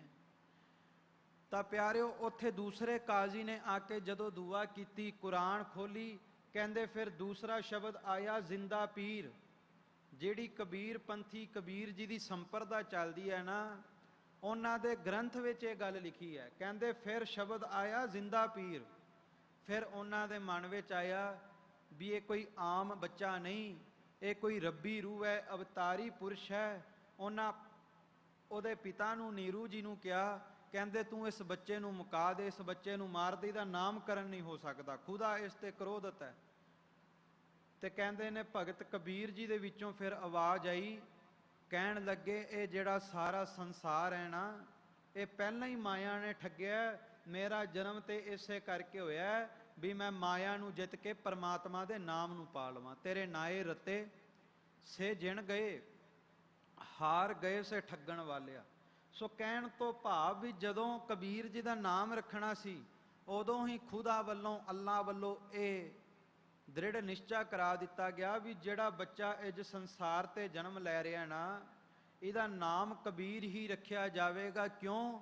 ਕਿਉਂਕਿ ਇਹ ਕਬੀਰ, ਇਹਦੇ ਵਿੱਚ ਜਿਹੜੀ ਰੂਹ ਹੈ ਉਹਨੇ ਕਬੀਰ ਨੂੰ ਹੀ ਪਾਉਣਾ ਹੈ। ਇਹਦਾ ਜਨਮ ਹੀ ਕਬੀਰ ਨੂੰ ਪਾਉਣ ਲਈ ਹੋਇਆ ਹੈ, ਇਹਦਾ ਜਨਮ ਹੀ ਪਰਮਾਤਮਾ ਨੂੰ ਪਾਉਣ ਲਈ ਹੋਇਆ। ਤਾਂ ਪਿਆਰਿਓ, ਉੱਥੇ ਫਿਰ ਭਗਤ ਸਾਹਿਬ ਦਾ ਨਾਮ ਕਬੀਰ ਰੱਖਿਆ ਗਿਆ। ਤੇ ਅੱਗੇ ਭਗਤ ਸਾਹਿਬ ਜੀ ਜਦੋਂ ਆਪਣੀ ਆਯੂ ਦੇ ਵਿੱਚ ਵੱਡੇ ਹੁੰਦੇ ਨੇ, ਕਹਿੰਦੇ ਸੰਸਾਰ ਦੇ ਬੱਚੇ ਆਪਸ 'ਚ ਖੇਡਾਂ ਖੇਡਦੇ ਨੇ, ਤੇ ਭਗਤ ਕਬੀਰ ਜੀ ਨੇ ਸਾਰੇ ਬੱਚਿਆਂ ਨੂੰ ਬਿਠਾ ਲੈਣਾ ਤੇ ਸਾਰਿਆਂ ਨੂੰ ਪਰਮਾਤਮਾ ਦਾ, ਖੁਦਾ ਦਾ ਨਾਮ ਜਪਾਉਣਾ। ਤੇ ਮੈਂ ਇੱਕ ਹੋਰ ਬੇਨਤੀ ਕਰਾਂ ਵੀ ਜਿਹੜਾ ਭਗਤ ਹੁੰਦਾ ਹੈ ਉਹ ਫਿਰਕੇ ਤੋਂ, ਧਰਮ ਤੋਂ ਉੱਤੇ ਉੱਠ ਕੇ ਪਰਮਾਤਮਾ ਦਾ ਨਾਮ ਲੈਂਦਾ ਹੈ। ਉਹ ਪਰਮਾਤਮਾ ਦਾ ਨਾਮ ਕਿਸੇ ਵੀ ਮਜ਼ਹਬ ਦਾ ਹੋਵੇ, ਉਹਨੂੰ ਪਰਮਾਤਮਾ ਦਾ ਨਾਮ ਚੰਗਾ ਲੱਗਦਾ ਹੈ। ਭਗਤ ਕਬੀਰ ਜੀ ਉਹ ਕਹਿੰਦੇ ਨਾ ਹਮ ਹਿੰਦੂ ਨਾ ਮੁਸਲਮਾਨ, ਅੱਲਾਹ ਰਾਮ ਕੇ ਪਿੰਡ ਪ੍ਰਾਣ। ਕਹਿੰਦੇ ਮੈਂ ਹਿੰਦੂ ਮੁਸਲਮ ਨਹੀਂ, ਮੈਂ ਤੇ ਅੱਲਾ ਦੇ ਤੇ ਰਾਮ ਦੇ ਗੀਤ ਗਾਉਣ ਲਈ ਆਇਆ ਵਾਂ। ਮੇਰੇ ਕਹਿਣ ਤੋਂ ਭਾਵ ਵੀ ਬੱਚਿਆਂ ਨੂੰ ਬਿਠਾ ਕੇ ਕਿਸੇ ਨੂੰ ਰਾਮ ਦੇ ਨਾਮ ਦਾ ਉਪਦੇਸ਼ ਦਿੰਦੇ ਨੇ ਤੇ ਕਿਸੇ ਨੂੰ ਅੱਲਾ ਦੇ, ਪਰਮਾਤਮਾ ਦੇ, ਖੁਦਾ ਦੇ ਗੀਤ ਗਵਾਉਂਦੇ ਨੇ। ਕਹਿਣ ਤੋਂ ਭਾਵ ਵੀ ਜਿਹੜੇ ਭਗਤ ਨੇ ਉਹ ਮਜ਼ਹਬ ਤੋਂ, ਫਿਰਕੇ ਤੋਂ ਉੱਤੇ ਉੱਠ ਕੇ ਪਰਮਾਤਮਾ ਨੂੰ ਪਾਉਣਾ ਚਾਹੁੰਦੇ ਨੇ। ਤੇ ਕਹਿੰਦੇ ਨੇ ਜਦੋਂ ਬੱਚਿਆਂ ਨੂੰ ਇਸ ਤਰ੍ਹਾਂ ਬਿਠਾ ਕੇ ਉਹ ਪਰਮਾਤਮਾ ਦੇ ਨਾਮ ਦਾ ਉਪਦੇਸ਼ ਦੇਣਾ ਸ਼ੁਰੂ ਕਰਦੇ ਨੇ, ਇੱਕ ਪਾਸੇ ਕਾਜ਼ੀ ਉਹਨਾਂ ਦੇ ਵਿਰੋਧੀ ਬਣਦੇ ਤੇ ਦੂਜੇ ਪਾਸੇ ਬਾਹਮਣ। ਹੁਣ ਇੱਕ ਪਾਸੇ ਬਾਹਮਣ ਉਹਨਾਂ ਦੀ ਵਿਰੋਧਤਾ ਕਰਦੇ ਨੇ, ਇੱਕ ਪਾਸੇ ਕਾਜ਼ੀ। ਬਾਹਮਣ ਕਹਿੰਦਾ ਵੀ ਤੂੰ ਸ਼ੂਦਰ ਹੈ, ਤੂੰ ਪਰਮਾਤਮਾ ਦਾ ਨਾਮ ਨਹੀਂ ਲੈ ਸਕਦਾ, ਤੈਨੂੰ ਇਹ ਹੱਕ ਕਿਹਨੇ ਦਿੱਤਾ ਤੂੰ ਬੱਚਿਆਂ ਨੂੰ ਇਹ ਉਪਦੇਸ਼ ਦੇਵੇਂ। ਤੇ ਕਹਿੰਦੇ ਫਿਰ ਉੱਥੇ ਭਗਤ ਕਬੀਰ ਜੀ ਕਹਿਣ ਲੱਗੇ, ਜੋ ਤੂੰ ਬਾਹਮਣ ਬਾਹਮਣੀ ਜਾਇਆ ਤੂੰ ਆਣ ਬਾਟ ਕਾਹੇ ਨਹੀਂ ਆਇਆ। ਸਭ ਤੋਂ ਪਹਿਲੀ ਚੋਟ ਪਾ ਦਿੱਤੀ। ਕਹਿੰਦੇ ਜੇ ਤੂੰ ਬ੍ਰਾਹਮਣੀ ਦਾ ਜੰਮਿਆ ਹੋਇਆ, ਬ੍ਰਾਹਮਣ ਕੋਈ ਵੱਖਰਾ, ਜੇ ਆਪਾਂ ਅੱਜ ਦੀ ਭਾਸ਼ਾ 'ਚ ਕਹਿ ਲਈਏ ਵੀ ਸਪੈਸ਼ਲ ਵਿਸ਼ੇਸ਼ ਪਰਸਨ ਹੈ, ਤਾਂ ਫਿਰ ਕਹਿੰਦੇ ਤੇਰੇ ਆਉਣ ਦਾ, ਜਨਮ ਦਾ ਰਸਤਾ ਕੋਈ ਹੋਰ ਕਿਉਂ ਨਾ ਨਿਕਲਿਆ। ਕਹਿੰਦੇ ਜਿਸ ਤਰ੍ਹਾਂ ਸੰਸਾਰ ਤੇ ਮੈਂ ਮਾਤਾ ਦੀ ਕੁੱਖੋਂ ਜਨਮ ਲਿਆ, ਇਹ ਬਾਹਮਣ ਤੇਰਾ ਜਨਮ ਵੀ ਤੇ ਉਸੇ ਤਰ੍ਹਾਂ ਹੋਇਆ। ਤੋ ਆਣ ਬਾਟ ਕਾਹੇ ਨਹੀਂ ਆਇਆ, ਤੂੰ ਹੋਰ ਕਿਸੇ ਰਸਤੇ ਕਿਉਂ ਨਾ ਆਇਆ। ਕਹਿੰਦੇ ਤੁਮ ਕਤ ਬਾਹਮਣ ਹਮ ਕਤ ਸੂਦ। ਕਹਿੰਦੇ ਤੂੰ ਕਹਿੰਦਾ ਤੂੰ ਬਾਹਮਣ, ਤੂੰ ਵਿਸ਼ੇਸ਼ ਹੈ। ਮੈਂ ਬੇਨਤੀ ਕਰਾਂ ਕੋਈ ਇਸ ਗੱਲ ਦਾ ਗੁੱਸਾ ਮਨ ਵਿੱਚ ਨਾ ਕਰੇ ਕਿ ਬਾਹਮਣ ਜਾਂ ਕਾਜ਼ੀ ਤੇ ਚੋਟ ਮਾਰੀ। ਇੱਥੇ ਚੋਟ ਉਹਨਾਂ ਤੇ ਮਾਰੀ ਜਿਹੜੇ ਫਿਰਕਾ ਪ੍ਰਸਤ ਸਨ, ਧਰਮ ਪ੍ਰਸਤ ਬੰਦੇ ਤੇ ਚੋਟ ਨਹੀਂ ਮਾਰੀ। ਭਗਤ ਸਾਹਿਬ ਨੇ ਚੋਟ ਮਾਰੀ ਜਿਹੜੇ ਪਾਖੰਡ ਦੇ ਵਿੱਚ ਆ ਕੇ ਫਿਰਕਾ ਪ੍ਰਸਤ ਕਰਕੇ ਲੋਕਾਂ ਨੂੰ ਵੰਡ ਰਹੇ ਸਨ। ਕਿਉਂਕਿ ਪਰਮਾਤਮਾ ਦਾ ਨਾਮ ਕਿਸੇ ਨੂੰ ਵੰਡਣਾ ਨਹੀਂ ਸਿਖਾਉਂਦਾ, ਪਰਮਾਤਮਾ ਦਾ ਨਾਮ ਤੇ ਸਭ ਨੂੰ ਇੱਕ ਸਮਾਨ ਜਾਣਦਾ। ਭਗਤ ਕਬੀਰ ਜੀ ਕਹਿੰਦੇ ਤੂੰ ਆਣ ਬਾਟ ਕਾਹੇ ਨਹੀਂ ਆਇਆ, ਤੁਮ ਕਤ ਬਾਹਮਣ ਹਮ ਕਤ ਸੂਦ, ਹਮ ਕਤ ਲੋਹੂ ਤੁਮ ਕਤ ਦੂਧ। ਕਹਿੰਦੇ ਮੇਰਾ ਸਰੀਰ ਵੱਢ ਕੇ ਵੇਖ, ਇਹਦੇ ਵਿੱਚੋਂ ਵੀ ਲਹੂ ਨਿਕਲੇਗਾ, ਖੂਨ ਨਿਕਲੇਗਾ ਲਾਲ ਰੰਗ ਦਾ। ਤੇ ਇਹ ਬਾਹਮਣ ਜੇ ਤੂੰ ਆਪਣੇ ਆਪ ਨੂੰ ਵਿਸ਼ੇਸ਼ ਜਾਣਦਾ, ਫਿਰ ਤੇਰੇ ਅੰਦਰੋਂ ਦੁੱਧ ਕਿਉਂ ਨਾ ਨਿਕਲਿਆ। ਕਹਿਣ ਤੋਂ ਭਾਵ ਕਹਿਣ ਲੱਗੇ ਆਪਾਂ ਸਾਰੇ ਹੀ ਪਰਮਾਤਮਾ ਦੇ ਬੱਚੇ ਹਾਂ, ਏਕ ਪਿਤਾ ਏਕਸ ਕੇ ਬਾਰਕ। ਕਹਿਣ ਲੱਗੇ ਅਸੀਂ ਸਾਰੇ ਹੀ ਪਰਮਾਤਮਾ ਦੇ ਬੱਚੇ ਹਾਂ, ਸਾਡਾ ਕੇਵਲ ਤੇ ਕੇਵਲ ਕੰਮ ਹੈ ਪਰਮਾਤਮਾ ਦੇ ਨਾਮ ਨੂੰ ਜਪਣਾ। ਬਾਹਮਣ ਜੀ ਕਹਿੰਦੇ ਉਹ ਬਾਹਮਣ ਹੈ ਜੋ ਬ੍ਰਹਮ ਵਿਚਾਰੇ, ਜਿਹੜਾ ਆਪਣੇ ਅੰਦਰ ਬੈਠੇ ਹੋਏ ਬ੍ਰਹਮ ਨੂੰ, ਪਰਮਾਤਮਾ ਦੇ ਨਾਮ ਦੀ ਖੋਜ ਕਰਕੇ ਵਿਚਾਰਦਾ ਹੈ। ਬ੍ਰਾਹਮਣ ਉਹ ਹੈ, ਵਿਸ਼ੇਸ਼ ਕਰਕੇ ਕੋਈ ਪਰਮਾਤਮਾ ਨੇ ਫਿਰਕਾ ਨਹੀਂ ਬਣਾਇਆ। ਕਹਿਣ ਲੱਗੇ ਹਮ ਕਤ ਲੋਹੂ ਤੁਮ ਕਤ ਦੂਧ। ਕਹਿੰਦੇ ਮੇਰੇ ਵੱਡਿਆਂ ਵੀ ਲਹੂ ਨਿਕਲਦਾ ਤੇ ਤੇਰੇ ਸਰੀਰ ਨੂੰ ਵੱਡਿਆਂ ਵੀ ਲਹੂ ਨਿਕਲਦਾ। ਦੱਸ ਖਾਂ ਜੇ ਤੂੰ ਵਿਸ਼ੇਸ਼ ਹੈ ਤਾਂ ਫਿਰ ਦੁੱਧ ਕਿਉਂ ਨਾ ਨਿਕਲਿਆ। ਸੋ ਕਹਿਣ ਤੋਂ ਭਾਵ ਭਗਤ ਸਾਹਿਬ ਨੇ ਇਹ ਸਮਝਾਇਆ ਕਿ ਪਰਮਾਤਮਾ ਦਾ ਨਾਮ ਜਪਣ ਦੇ ਲਈ ਕਿਸੇ ਵੱਖਰੇ ਮਜ਼ਹਬ ਵਿੱਚ ਜਨਮ, ਵੱਖਰੇ ਫਿਰਕੇ ਵਿੱਚ ਜਨਮ ਲੈਣ ਦੀ ਲੋੜ ਨਹੀਂ। ਜੇ ਪਰਮਾਤਮਾ ਦਾ ਨਾਮ ਜਪਣਾ ਤੇ ਕੇਵਲ ਲੋੜ ਹੈ ਭਾਵਨਾ ਬਣਾਉਣ ਦੀ। ਤੇ ਮੈਂ ਬੇਨਤੀ ਕਰਦਾ ਹੁੰਨਾ ਕਿ ਅੱਜ ਤਾਂ ਪਿਆਰਿਓ ਨਾਮ ਜਪਣਾ ਕਿਤਨਾ ਸੁਖੈਲ ਹੈ। ਤੇ ਆਪਾਂ ਜਦੋਂ ਭਗਤਾਂ ਦੇ ਇਤਿਹਾਸ ਨੂੰ ਪੜ੍ਹਦੇ ਹਾਂ, ਪ੍ਰਾਚੀਨ ਇਤਿਹਾਸ ਨੂੰ ਪੜ੍ਹਦੇ ਹਾਂ, ਪੁਰਾਣੇ ਸਮੇਂ ਵਿੱਚ ਜਿੰਨਾ ਨਾਮ ਜਪਿਆ, ਕਿੰਨੀਆਂ ਔਂਕੜਾਂ ਦਾ ਸਾਹਮਣਾ ਕਰਨਾ ਪਿਆ। ਭਗਤ ਸਾਹਿਬ ਨੂੰ ਕਿੰਨੀਆਂ ਔਂਕੜਾਂ ਦਾ ਸਾਹਮਣਾ ਕਰਨਾ ਪਿਆ। ਕਦੇ ਘਰ ਨੂੰ ਅੱਗ ਲਾ ਦਿੱਤੀ ਗਈ, ਕਦੇ ਭਗਤ ਸਾਹਿਬ ਦੇ ਉੱਤੇ ਹਾਥੀ ਛੱਡਿਆ ਗਿਆ। ਇੰਨੀਆਂ ਔਂਕੜਾਂ ਦਾ ਸਾਹਮਣਾ ਕਰਦੇ ਹੋਏ ਵੀ ਪਰਮਾਤਮਾ ਦੇ ਨਾਮ ਨੂੰ ਨਾ ਛੱਡਿਆ ਤੇ ਇਹ ਗੱਲ ਕਹਿ ਦਿੱਤੀ, ਕਬੀਰ ਮੈਂ ਜਾਣਿਓ ਪੜਬੋ ਭਲਾ, ਪੜਬੇ ਸਿਉ ਬਲ ਜੋਗ, ਭਗਤ ਨ ਛੋਡੋ RAM ਕੀ ਭਾਵੇਂ ਨਿੰਦੋ ਲੋਗ। ਕਹਿੰਦੇ ਇੱਕ ਜਾਂ ਦੋ ਨਹੀਂ, ਮੈਨੂੰ ਸਾਰਾ ਸੰਸਾਰ ਵੀ ਨਿੰਦ ਦਵੇ, ਮੈਂ ਪਰਮਾਤਮਾ ਦੇ ਨਾਮ ਨੂੰ ਨਹੀਂ ਛੱਡ ਸਕਦਾ। ਮੈਂ ਪਰਮਾਤਮਾ ਦੇ ਨਾਮ ਨੂੰ ਨਹੀਂ ਛੱਡ ਸਕਦਾ। ਕਹਿੰਦੇ ਮੇਰੇ ਸਰੀਰ ਨੂੰ ਚੱਲਣ ਲਈ ਭੋਜਨ ਦੀ ਲੋੜ ਹੈ, ਮੇਰੀ ਆਤਮਾ ਨੂੰ ਚੱਲਣ ਲਈ ਭਜਨ ਦੀ ਲੋੜ ਹੈ। ਇਸ ਕਰਕੇ ਭਗਤ ਸਾਹਿਬ ਨੇ ਸਮਝਾਇਆ। ਤਾਂ ਖਾਲਸਾ ਜੀ ਅੱਜ ਇਤਨਾ ਸੁਖੈਲਾ ਰਸਤਾ, ਮੈਂ ਬੇਨਤੀ ਕਰਾਂ ਵੀ ਭਗਤ ਸਾਹਿਬ ਦੇ ਜੀਵਨ 'ਚੋਂ ਆਪਾਂ ਇੱਕ ਸਿੱਖਿਆ ਲਈਏ ਵੀ ਭਗਤ ਸਾਹਿਬ ਨੂੰ ਨਾਮ ਜਪਣ ਲਈ, ਪਰਮਾਤਮਾ ਦੀ ਗੱਲ ਕਰਨ ਲਈ ਕਿੰਨੀਆਂ ਔਂਕੜਾਂ ਦਾ ਸਾਹਮਣਾ ਕਰਨਾ ਪਿਆ। ਅੱਜ ਸਮਾਂ ਕਿਤਨਾ ਸੁਖੈਲਾ ਹੈ। ਸੰਸਾਰ ਦੇ ਵਿੱਚ ਕੰਮ ਕਰਦਾ ਹੋਇਆ ਬੰਦਾ ਕਹਿੰਦਾ ਮੇਰੇ ਕੋਲ ਤਾਂ ਸੌਣ ਦਾ ਸਮਾਂ ਨਹੀਂ, ਮੇਰੇ ਕੋਲ ਤਾਂ ਰੋਟੀ ਖਾਣ ਦਾ ਸਮਾਂ ਨਹੀਂ। ਤੁਸੀਂ ਕਹਿੰਦੇ ਹੋ ਨਿਤਨੇਮ ਕਰੋ, ਤੁਸੀਂ ਕਹਿੰਦੇ ਹੋ 2.5 ਘੰਟੇ ਬੈਠ ਕੇ ਵਾਹਿਗੁਰੂ ਵਾਹਿਗੁਰੂ ਜਪੋ। ਨਿਤਨੇਮ ਕਰਨ ਦਾ ਤਾਂ ਸਮਾਂ ਹੈ ਨਹੀਂ, ਰੋਟੀ ਖਾਣ ਦਾ ਤੇ ਸਮਾਂ ਹੈ ਨਹੀਂ, ਇੰਨਾ ਸਮਾਂ ਕੱਢ ਕੇ ਨਿਤਨੇਮ ਕਿਵੇਂ ਕਰੀਏ। ਮੈਂ ਬੇਨਤੀ ਕਰਾਂ ਭਗਤਾਂ ਤੋਂ ਸਿੱਖਿਆ ਲਓ ਪਿਆਰਿਓ, ਜੇ ਪਰਮਾਤਮਾ ਦੇ ਨਾਮ ਨੂੰ ਜਾਂ ਕਲਗੀਧਰ ਪਾਤਸ਼ਾਹ ਵੱਲੋਂ ਬਖਸ਼ੇ ਹੋਏ ਨਿਤਨੇਮ ਨੂੰ ਭੱਜ ਦੌੜ ਵਿੱਚ ਕਰਿਆ ਕਰੋਗੇ ਨਾ, ਵੀ ਆਹ ਜਪਜੀ ਸਾਹਿਬ ਕਰ ਲਿਆ, ਆਹ ਜਾਪ ਸਾਹਿਬ, ਆਹ ਤਵੈ ਪ੍ਰਸਾਦ, ਆਹ ਚੌਪਈ, ਇਹ ਆਨੰਦ ਸਾਹਿਬ, ਤੇ ਵਾਹਿਗੁਰੂ ਜੀ ਕਾ ਖਾਲਸਾ ਵਾਹਿਗੁਰੂ ਜੀ ਕੀ ਫਤਿਹ, ਤੇ ਮਿੰਟੋ ਮਿੰਟ ਫੋਨ ਫੜ ਕੇ ਚੈੱਕ ਕਰੀਏ ਕਿਹਦਾ ਫੋਨ ਆਇਆ ਸੀ। ਸੱਚ ਜਾਣਿਓ, ਜੇ ਪਰਮਾਤਮਾ ਦੇ ਨਾਮ ਨੂੰ ਜਾਂ ਨਿਤਨੇਮ ਨੂੰ ਭੱਜ ਦੌੜ ਵਿੱਚ ਕਰੋਗੇ, ਪ੍ਰਾਪਤੀ ਵੀ ਭੱਜ ਦੌੜ ਕੇ ਹੋਏਗੀ। ਅੱਜ ਕਹਿੰਦੇ ਆ ਨਾ ਵੀ ਸਾਡੇ ਕੰਮ ਨਹੀਂ ਬਣਦੇ, ਭਜਣਾ ਬੜਾ ਪੈਂਦਾ, ਬੜੀਆਂ ਬਾਹਾਂ ਮਾਰਨੀਆਂ ਪੈਂਦੀਆਂ, ਬੜੇ ਹੱਥ ਪੈਰ ਮਾਰਨੇ ਪੈਂਦੇ, ਤਾਂ ਜਾ ਕੇ ਕੰਮ ਬਣਦਾ। ਸਾਡਾ ਕੰਮ ਘਰੇ ਬੈਠਿਆਂ ਕਿਉਂ ਨਹੀਂ ਬਣਦਾ? ਮੈਂ ਬੇਨਤੀ ਕਰਾਂ, ਜਿਹਨੇ ਘਰੇ ਬੈਠ ਕੇ ਕੰਮ ਬਣਾਉਣੇ ਸਨ ਨਾ, ਜਿਹਨੇ ਘਰੇ ਬੈਠਿਆਂ ਦੇ ਕੰਮ ਸਵਾਰਨੇ ਸਨ, ਜਿਹਨੇ ਸਾਰੇ ਕਾਰਜ ਰਾਸ ਕਰਨੇ ਸਨ, ਉਹਨੂੰ ਤੇ ਘਰੇ ਲਿਆਂਦਾ ਹੀ ਨਹੀਂ। ਆਪਾਂ ਤੇ ਮੱਥਾ ਵੀ ਭੱਜ ਦੌੜ ਦੇ ਵਿੱਚ ਟੇਕ ਦਿੱਤਾ, ਨਾਮ ਵੀ ਨਿਤਨੇਮ ਵੀ ਐ ਪੂਰੀ ਸਪੀਡ ਦੇ ਵਿੱਚ ਕਰ ਲਿਆ, ਭੱਜ ਦੌੜ ਦੇ ਵਿੱਚ। ਫਿਰ ਕਿਹਾ ਵੀ ਪਰਮਾਤਮਾ ਦਾ ਨਾਮ ਤੇ ਭੱਜ ਦੌੜ ਕੀ ਲੈਣਾ, ਪਰ ਪ੍ਰਾਪਤੀ ਸਾਨੂੰ ਘਰੇ ਬੈਠਿਆਂ ਨੂੰ ਹੋ ਜਾਵੇ। ਪਰ ਭਗਤ ਸਾਹਿਬ ਕਹਿੰਦੇ ਪ੍ਰਾਪਤੀ ਤੈਨੂੰ ਘਰੇ ਬੈਠੇ ਨੂੰ ਤਾਂ ਹੋਵੇਗੀ ਜੇ ਘਰ ਵਿੱਚ ਬੈਠ ਕੇ ਆਰਾਮ ਦੇ ਨਾਲ, ਸਹਿਜ ਦੇ ਨਾਲ ਪਰਮਾਤਮਾ ਦੇ ਨਾਮ ਨੂੰ ਜਪੇਗਾ। ਹਰ ਕਾ ਬਿਲੋਵਣਾ ਬਿਲੋਵੋ ਮੇਰੇ ਭਾਈ, ਸਹਿਜ ਬਿਲੋਵੋ ਜੈਸੇ ਤਤ ਨਾ ਜਾਈ।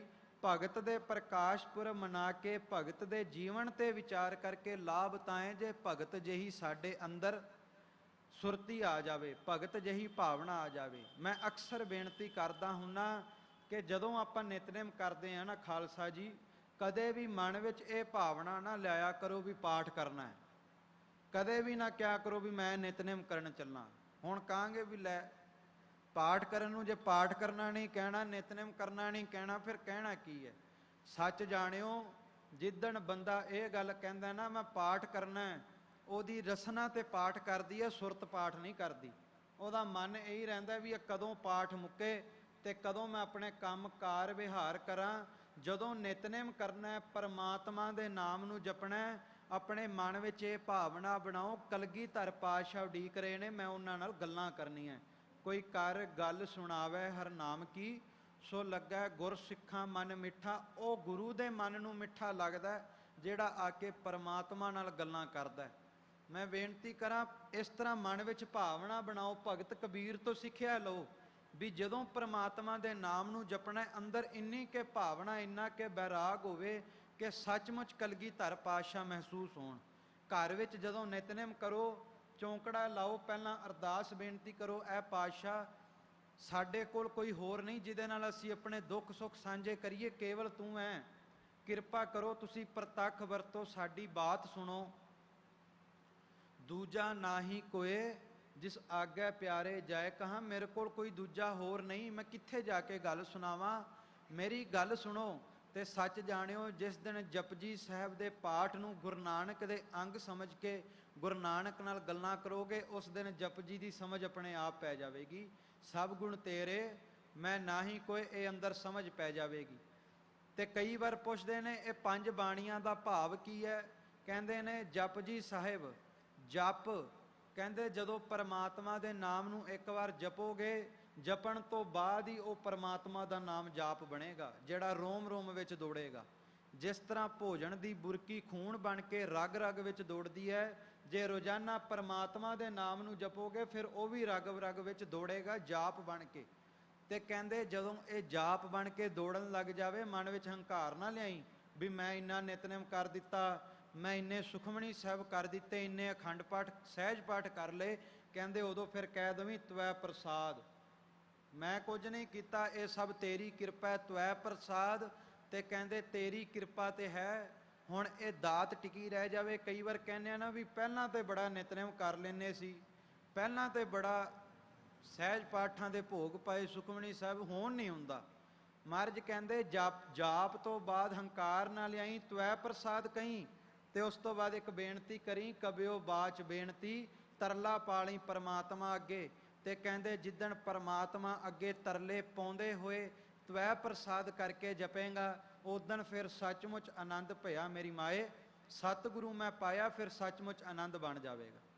ਸੋ ਕਹਿਣ ਤੋਂ ਭਾਵ ਵੀ ਪਰਮਾਤਮਾ ਦੇ ਨਾਮ ਦੀ ਓਟ ਤੱਕ ਕੇ ਪਰਮਾਤਮਾ ਦੇ ਨਾਮ ਨੂੰ ਜਪੀਏ, ਜਿਸ ਤਰ੍ਹਾਂ ਭਗਤ ਕਬੀਰ ਜੀ ਨੇ ਜਪਿਆ। ਤੇ ਕਹਿੰਦੇ ਨੇ ਓਟ ਕਿੰਨੀ ਕਿ ਹੋਵੇ ਪਰਮਾਤਮਾ ਦੇ ਨਾਮ ਦੀ। ਭਗਤ ਕਬੀਰ ਜੀ ਕਹਿੰਦੇ ਤੂੰ ਮੇਰੋ ਮੇਰ ਪਰਬਤ ਸੁਆਮੀ, ਐ ਪਾਤਸ਼ਾਹ ਮੈਂ ਤੇਰੀ ਚਟਾਨ ਜਿੰਨੇ ਮਜ਼ਬੂਤ ਪਰਮਾਤਮਾ, ਮੈਂ ਤੇਰੀ ਓਟ ਤੱਕ ਕੇ ਤੇਰੇ ਦਰਬਾਰ ਵਿੱਚ ਆਇਆ। ਤੇ ਸੱਚ ਜਾਣਿਓ ਏਕ ਉਪਰ ਜਿਸ ਜਨ ਕੀ ਆਸਾ, ਤਿਸ ਕੀ ਕਟੀਐ ਜਮ ਕੀ ਫਾਸਾ। ਜਿਹੜਾ ਪਰਮਾਤਮਾ ਦੀ ਓਟ ਤੱਕ ਲਵੇ, ਉਹਦੇ ਘਰੇ ਬੈਠੇ ਸਾਰੇ ਕਾਰਜ ਸਵਾਰੇ ਜਾਂਦੇ ਨੇ। ਮਨ ਬਾਂਸ਼ਤ ਫਲ ਪਾਵੈ ਸੋਈ, ਦੁਖ ਨਾ ਤਿਸੈ ਵਿਆਪਤ ਕੋਈ। ਤੂੰ ਮੇਰੋ ਮੇਰ ਪਰਬਤ ਸੁਆਮੀ, ਓਟ ਗਹੀ ਮੈਂ ਤੇਰੀ। ਤੇ ਭਗਤ ਕਬੀਰ ਜੀ ਦੀ ਸ਼ਖਸੀਅਤ ਕੈਸੀ ਹੈ? ਕਹਿੰਦੇ ਨਾ ਤੁਮ ਡੋਲੋ ਨਾ ਹਮ ਗਿਰਤੇ, ਰੱਖ ਲੀਨੀ ਹਰ ਮੇਰੀ। ਕਹਿਣ ਲੱਗੇ ਐ ਸੰਸਾਰ ਦੇ ਲੋਕੋ, ਮੈਂ ਉਸ ਪਰਮਾਤਮਾ ਤੇ ਆਪਣੀ ਸ਼ਰਧਾ ਬਣਾ ਲਈ ਜਿਹੜਾ ਖੁਦ ਨਹੀਂ ਡੋਲਦਾ। ਤੇ ਜਿਹੜਾ ਖੁਦ ਨਹੀਂ ਡੋਲਦਾ, ਫਿਰ ਮੈਂ ਉਹਦੇ ਨਾਮ ਨੂੰ ਜਪਣ ਲੱਗ ਗਿਆ, ਮੇਰਾ ਮਨ ਮਜ਼ਬੂਤ ਹੋ ਗਿਆ, ਫਿਰ ਮੇਰੀ ਸੁਰਤ ਵੀ ਨਾ ਡੋਲੀ, ਮੈਂ ਪਰਮਾਤਮਾ ਦੇ ਨਾਮ ਦੇ ਉੱਤੇ ਸ਼ਰਧਾ ਬਣਾ ਲਈ। ਸੱਚ ਜਾਣਿਓ ਅੱਜ ਮੈਂ ਵੀ ਨਹੀਂ ਡੋਲਦਾ, ਅੱਜ ਕਬੀਰ ਵੀ ਨਹੀਂ ਡੋਲਿਆ। ਅੱਜ ਕਬੀਰ ਦੇ ਉੱਤੇ ਕਦੀ ਘਰ ਨੂੰ ਅੱਗ ਲਾਈ ਗਈ, ਪਰ ਕਬੀਰ ਨਾ ਡੋਲਿਆ। ਕਿਉਂ? ਕਿਉਂਕਿ ਤੂੰ ਮੇਰੋ ਮੇਰ ਪਰਬਤ ਸੁਆਮੀ, ਓਟ ਗਹੀ ਮੈਂ ਤੇਰੀ। ਨਾ ਤੁਮ ਡੋਲੋ ਨਾ ਹਮ ਗਿਰਤੇ, ਰੱਖ ਲੀਨੀ ਹਰ ਮੇਰੀ। ਕਿਉਂਕਿ ਪਰਮਾਤਮਾ ਨੇ ਮੇਰੀ ਰੱਖ ਲਈ, ਪਰਮਾਤਮਾ ਨੇ ਮੇਰੀ ਇੱਜ਼ਤ ਰੱਖ ਲਈ, ਲਾਜ ਰੱਖ ਲਈ। ਇੱਕ ਵਾਰ ਕਹਿੰਦੇ ਨੇ ਜਿਹੜੇ ਭਗਤ ਕਬੀਰ ਜੀ ਦੇ ਵਿਰੋਧੀ ਸਨ ਨਾ, ਉਹ ਚਾਹੁੰਦੇ ਸਨ ਵੀ ਭਗਤ ਸਾਹਿਬ ਦਾ ਕਿਸੇ ਨਾ ਕਿਸੇ ਤਰ੍ਹਾਂ ਸੰਸਾਰ ਦੇ ਅੱਗੇ ਤਮਾਸ਼ਾ ਬਣੇ। ਪਰ ਪਿਆਰਿਓ ਸਿਰ ਉੱਪਰ ਠਾਂਡਾ ਗੁਰਸੂਰਾ, ਨਾਨਕ ਤਾਕੇ ਕਾਰਜ ਪੂਰਾ। ਜਿਹਦੇ ਉੱਤੇ ਪਰਮਾਤਮਾ ਪੂਰਾ ਗੁਰੂ ਹੋਵੇ, ਡਾਢਾ ਗੁਰੂ ਹੋਵੇ ਨਾ, ਉਹਦੇ ਸਾਰੇ ਕਾਰਜ ਪਰਮਾਤਮਾ ਆਪ ਸਵਾਰ ਦਿੰਦਾ। ਕਹਿੰਦੇ ਨੇ ਬਾਹਮਣਾਂ ਨੇ ਇੱਕ ਆਪਸ ਦੇ ਵਿੱਚ ਰਲ ਕੇ ਇਕੱਠੇ ਹੋ ਕੇ ਇੱਕ ਬਿਉਂਤ ਘੜ ਲਈ ਵੀ ਇਲਾਕਿਆਂ ਦੇ ਵਿੱਚ ਚਿੱਠੀਆਂ ਭੇਜ ਦਿਓ ਵੀ ਭਗਤ ਕਬੀਰ ਆਪਣੇ ਘਰ ਦੇ ਵਿੱਚ ਬ੍ਰਹਮ ਭੋਜ ਕਰ ਰਿਹਾ, ਬ੍ਰਹਮ ਭੋਜ ਕਰ ਰਿਹਾ। ਕਹਿੰਦੇ ਨੇ ਇਹ ਚਿੱਠੀਆਂ ਭੇਜ ਦਿਓ ਘਰ ਘਰ ਦੇ ਵਿੱਚ ਵੀ ਭਗਤ ਕਬੀਰ ਜੀ ਆਪਣੇ ਘਰ ਵਿੱਚ ਬ੍ਰਹਮ ਭੋਜ ਰੱਖਿਆ। ਤੇ ਪ੍ਰਸ਼ਾਦੇ ਤੋਂ ਬਾਅਦ, ਭੋਜਨ ਤੋਂ ਬਾਅਦ ਹਰ ਇੱਕ ਭੋਜਨ ਛਕਣ ਵਾਲੇ ਨੂੰ ਇੱਕ ਇੱਕ ਸੋਨੇ ਦੀ ਮੋਹਰ ਦਿੱਤੀ ਜਾਵੇਗੀ। ਹੁਣ ਭਗਤ ਕਬੀਰ ਜੀ ਦੀ ਆਰਥਿਕ ਹਾਲਤ ਇਤਨੀ ਦਰੁਸਤ ਨਹੀਂ ਵੀ ਇੱਕ ਇੱਕ ਨੂੰ ਸੋਨੇ ਦੀ ਮੋਹਰ ਜਾਂ ਫਿਰ ਇੱਕ ਇੱਕ ਨੂੰ ਇੰਨਾ ਬ੍ਰਹਮ ਭੋਜ ਛਕਾ ਸਕਣ। ਕਹਿੰਦੇ ਨੇ ਜਦ ਇਹ ਚਿੱਠੀਆਂ ਭੇਜ ਦਿੱਤੀਆਂ ਗਈਆਂ ਤਾਂ ਕਬੀਰ ਜੀ ਦੇ ਘਰ ਆਵਾਜਾਈ ਸ਼ੁਰੂ ਹੋ ਗਈ। ਹੁਣ ਜਿਹਨੂੰ ਪਤਾ ਹੈ ਵੀ ਪ੍ਰਸ਼ਾਦਾ ਛਕ ਕੇ ਸੋਨੇ ਦੀ ਮੋਹਰ ਮਿਲਣੀ ਹੈ, ਫਿਰ ਸਾਰੇ ਹੀ ਚਲੇ ਜਾਂਦੇ ਭਾਵੇਂ ਭੁੱਖ ਨਾ ਵੀ ਹੋਵੇ। ਤੇ ਭਗਤ ਕਬੀਰ ਜੀ ਨੇ ਫਿਰ ਉੱਥੇ ਮਨ ਨਾ ਡੁਲਾਇਆ, ਉਹਨਾਂ ਨੇ ਪਰਮਾਤਮਾ ਦੇ ਨਾਮ ਦੇ ਵਿੱਚ ਆਪਣੀ ਸੁਰਤ ਜੋੜੀ। ਸੱਚ ਜਾਣਿਓ ਇਤਿਹਾਸ ਕਹਿੰਦਾ ਹੈ, ਕਬੀਰ ਪੰਥੀਆਂ ਦਾ ਗ੍ਰੰਥ ਕਹਿੰਦਾ, ਕਹਿੰਦੇ ਉਸ ਬ੍ਰਹਮ ਭੋਜ ਦੇ ਵਿੱਚ ਐਸੇ ਐਸੇ ਲੋਕ ਆਏ ਜਿਨ੍ਹਾਂ ਨੇ ਸਾਰਾ ਖਰਚਾ ਚੁੱਕਿਆ, ਇੱਕ ਦੀ ਬਜਾਏ ਦੋ ਦੋ ਮੋਹਰਾਂ ਪ੍ਰਸ਼ਾਦਾ ਛਕਣ ਵਾਲਿਆਂ ਨੂੰ ਦਿੱਤੀਆਂ। ਤੇ ਕਬੀਰ ਜੀ ਦੀ ਲੋਈ ਕਹਿਣ ਲੱਗੀ ਕਿ ਇਹ ਚਮਤਕਾਰ ਕਿਵੇਂ ਹੋਇਆ? ਤੇ ਕਬੀਰ ਜੀ ਕਹਿਣ ਲੱਗੇ, ਕਬੀਰ ਨਾ ਹਮ ਕੀਆ ਨਾ ਕरेंगे, ਨਾ ਕਰ ਸਕੈ ਸਰੀਰ, ਕਿਆ ਜਾਨੋ ਕਿਛ ਹਰ ਕੀਆ। ਭਏ ਕਬੀਰ ਕਬੀਰ ਭਇਓ ਕਬੀਰ ਕੀ ਬੀਰ। ਕਹਿੰਦੇ ਪਤਾ ਨਹੀਂ ਪਰਮਾਤਮਾ ਨੇ ਕੀ ਖੇਡ ਰਚ ਦਿੱਤੀ ਤੇ ਅੱਜ ਸਾਰੇ ਧੰਨ ਕਬੀਰ, ਧੰਨ ਕਬੀਰ, ਕਬੀਰ ਦੀ ਜੈ ਜੈਕਾਰ ਹੋ ਰਹੀ ਹੈ। ਪਰ ਕਹਿਣ ਲੱਗੇ ਕਹਿਤ ਕਬੀਰ ਸੁਨੋ ਰੇ ਲੋਈ, ਐ ਲੋਈ ਸੱਚ ਜਾਣੀ ਮੈਂ ਕੁਝ ਨਹੀਂ ਕੀਤਾ, ਨਾ ਮੈਂ ਕਰ ਸਕਦਾ। ਇਹ ਤੇ ਜਿਹੜਾ ਪਰਮਾਤਮਾ ਦੇ ਨਾਮ ਨੂੰ ਜਪਿਆ ਸਾਰੇ ਕਾਰਜ ਉਹਨੇ ਸਵਾਰ ਦਿੱਤੇ, ਚਿੱਤ ਚੇਤਾ ਵੀ ਨਹੀਂ ਤੇ ਪਰਮਾਤਮਾ ਨੇ ਸਾਰੇ ਕਾਰਜ ਸਵਾਰ ਦਿੱਤੇ। ਤੇ ਕਹਿੰਦੇ ਜਿਹੜੇ ਬ੍ਰਹਮ ਭੋਜ ਛਕਣ ਆਏ ਸਨ ਉਹਨਾਂ ਨੇ ਫਿਰ ਉੱਥੇ ਕਬੀਰ ਜੀ ਦੀ ਜੈ ਜੈਕਾਰ ਕੀਤੀ। ਉਹ ਕਿਵੇਂ ਜੈ ਜੈਕਾਰ ਕੀਤੀ, ਆਓ ਕੁਝ ਕੇ ਪਲ ਦਰਸ਼ਨ ਕਰੀਏ। ਭਇਓ ਕਬੀਰ ਕਬੀਰ, ਭਇਓ ਕਬੀਰ ਕਬੀਰ, ਭਇਓ ਕਬੀਰ ਕਬੀਰ, ਭਇਓ ਕਬੀਰ ਕਬੀਰ।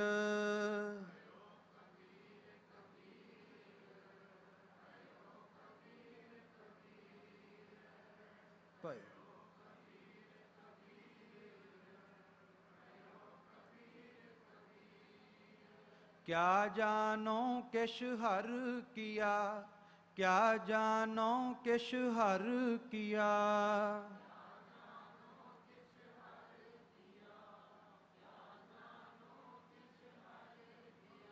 भयो कबीर कबीर, भयो कबीर कबीर, भयो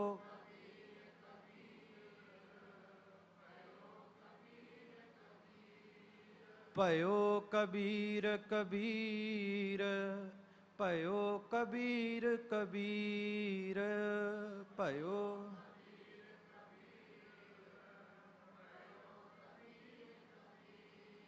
ਭਗਤ ਕਬੀਰ ਜੀ ਕਹਿਣ ਲੱਗੇ ਕਹਿਤ ਕਬੀਰ ਸੁਨੋ ਰੇ ਲੋਈ, ਸੱਚ ਜਾਣੀ ਮੈਂ ਕੁਝ ਨਹੀਂ ਕੀਤਾ।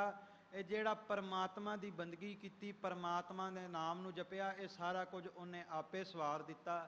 ਤੇ ਮੈਂ ਬੇਨਤੀ ਕਰਾਂ ਭਗਤਾਂ ਦੇ ਜੀਵਨ ਕਾਲ ਵਿੱਚ ਐਸੀਆਂ ਘਟਨਾਵਾਂ ਤਾਂ ਵਾਪਰਦੀਆਂ ਨੇ ਤਾਂ ਜੋ ਸੰਸਾਰ ਦੇ ਬੰਦੇ ਨੂੰ ਜਾਗ ਲੱਗ ਜਾਵੇ। ਆਪਾਂ ਕਹਿੰਦੇ ਆ ਵੀ ਸਾਡੇ ਕੰਮ ਵੀ ਸਵਾਰੇ ਜਾਣ, ਸਾਡੀਆਂ ਅਰਦਾਸਾਂ ਬੇਨਤੀਆਂ ਪੂਰੀਆਂ ਹੋ ਜਾਣ।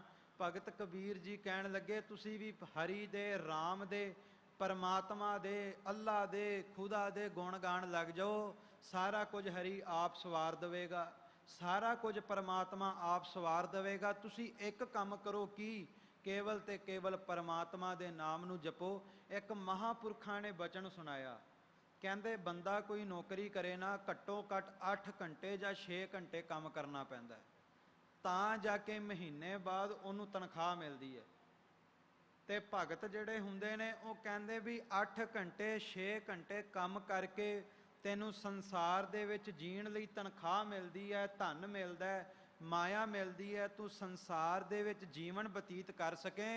ਕਹਿਣ ਲੱਗੇ ਤੂੰ ਯਤਨ ਕਰਿਆ ਕਰ ਰੋਜ਼ਾਨਾ 6-6 ਘੰਟੇ 8-8 ਘੰਟੇ ਪਰਮਾਤਮਾ ਦੇ ਨਾਮ ਨੂੰ ਜਪਿਆ ਕਰ। ਜਿਸ ਤਰ੍ਹਾਂ ਤੈਨੂੰ ਸੰਸਾਰ ਦੇ ਵਿੱਚ ਜੀਣ ਲਈ ਤੇ ਮਹੀਨੇ ਬਾਅਦ ਤਨਖਾਹ ਮਿਲਦੀ ਹੈ, ਇਹ ਪਰਮਾਤਮਾ ਦਾ ਨਾਮ ਇਤਨਾ ਬੇਅੰਤ ਹੈ, ਇਤਨਾ ਕਿਰਪਾਲੂ ਦਿਆਲੂ ਹੈ, ਇਹ ਰੋਜ਼ ਹੀ ਤੇਰੇ ਉੱਤੇ ਬਖਸ਼ਿਸ਼ਾਂ ਕਰ ਦੇਵੇਗਾ। ਇਹ ਰੋਜ਼ ਹੀ ਤੇਰੇ ਉੱਤੇ ਜੋ ਜਾਗਣ ਲਹਨ ਸੋ ਸਾਈਂ ਕੰਨੋ ਦਾਤ। ਜੇ ਤੂੰ ਜਾਗ ਕੇ ਪਰਮਾਤਮਾ ਦੇ ਨਾਮ ਨੂੰ ਜਪੇਂਗਾ ਤੇ ਮਨ ਵਿੱਚ ਆਏਗਾ ਵੀ ਹੁਣ 8 ਘੰਟੇ 6 ਘੰਟੇ ਲਗਾਤਾਰ ਬੈਠਣਾ। ਪਿਆਰਿਓ ਜਦੋਂ ਆਪਾਂ ਸਕੀਆਂ ਸੰਬੰਧੀਆਂ 'ਚ ਬੈਠਦੇ ਹਾਂ, ਭਾਵੇਂ ਸਾਰਾ ਦਿਨ ਸਾਰੀ ਰਾਤ ਗੱਲਾਂ ਨੂੰ ਪਟਾ ਚੜਾਇਆ ਹੋਵੇ ਪਰ ਨਾ ਗੋਡੇ ਪੀੜ ਹੋਏ ਤੇ ਨਾ ਹੀ ਸਾਡੇ ਸਰੀਰ ਨੂੰ ਪਤਾ ਲੱਗਿਆ। ਤੇ ਭਗਤ ਕਬੀਰ ਜੀ ਕਹਿੰਦੇ ਗੱਲ ਸਿਰਫ ਇਤਨੀ ਹੈ ਵੀ ਤੂੰ ਪਰਮਾਤਮਾ ਨੂੰ ਜਪਣ ਤੇ ਲੱਗ ਗਿਆ, ਨਿਤਨੇਮ ਕਰਨ ਤੇ ਲੱਗ ਗਿਆ, ਪਰ ਤੇਰੇ ਮਨ ਵਿੱਚ ਹਾਜੇ ਇਹ ਭਾਵਨਾ ਨਹੀਂ ਬਣੀ ਵੀ ਮੈਂ ਨਿਤਨੇਮ ਕਰ ਰਿਹਾ ਤੇ ਸਾਹਮਣੇ ਗੁਰੂ ਨਾਨਕ ਬੈਠੇ ਨੇ। ਇਹ ਭਾਵਨਾ ਨਹੀਂ। ਜਿੱਦਣ ਕਹਿੰਦੇ ਇਸ ਤਰ੍ਹਾਂ ਭਾਵਨਾ ਬਣਾਏਗਾ ਨਾ, ਨਿਤਨੇਮ ਕਰ ਰਿਹਾ ਤੇ ਸਾਹਮਣੇ ਸਤਿਗੁਰੂ ਆਪ ਬਿਰਾਜਮਾਨ ਨੇ।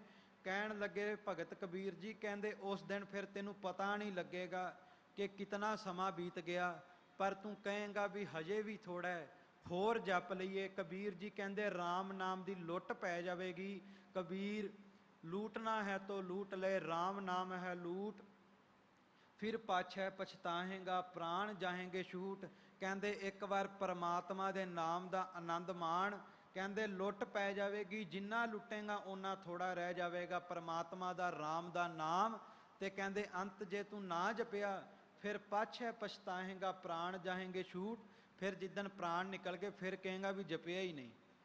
ਮੈਂ ਬੇਨਤੀ ਕਰਾਂ, ਜਦੋਂ ਬਜ਼ੁਰਗ ਅਵਸਥਾ ਹੁੰਦੀ ਹੈ ਨਾ, ਤੇ ਬਜ਼ੁਰਗ ਅਵਸਥਾ ਆਪਾਂ ਜਵਾਨੀ 'ਚ ਕਹਿੰਦੇ ਵੀ ਹਜੇ ਥੋੜਾ ਹੋਰ ਕੰਮ ਕਰ ਲਈਏ, ਬਜ਼ੁਰਗੀ ਵਿੱਚ ਜਾ ਕੇ ਜਪਾਂਗੇ। ਭਗਤ ਕਬੀਰ ਨੇ ਜਨਮ ਤੋਂ ਹੀ ਜਪਣਾ ਸ਼ੁਰੂ ਕਰ ਦਿੱਤਾ, ਬੱਚਿਆਂ ਨੂੰ ਨਾਲ ਬਿਠਾ ਕੇ ਜਪਾਉਣਾ ਸ਼ੁਰੂ ਕਰ ਦਿੱਤਾ।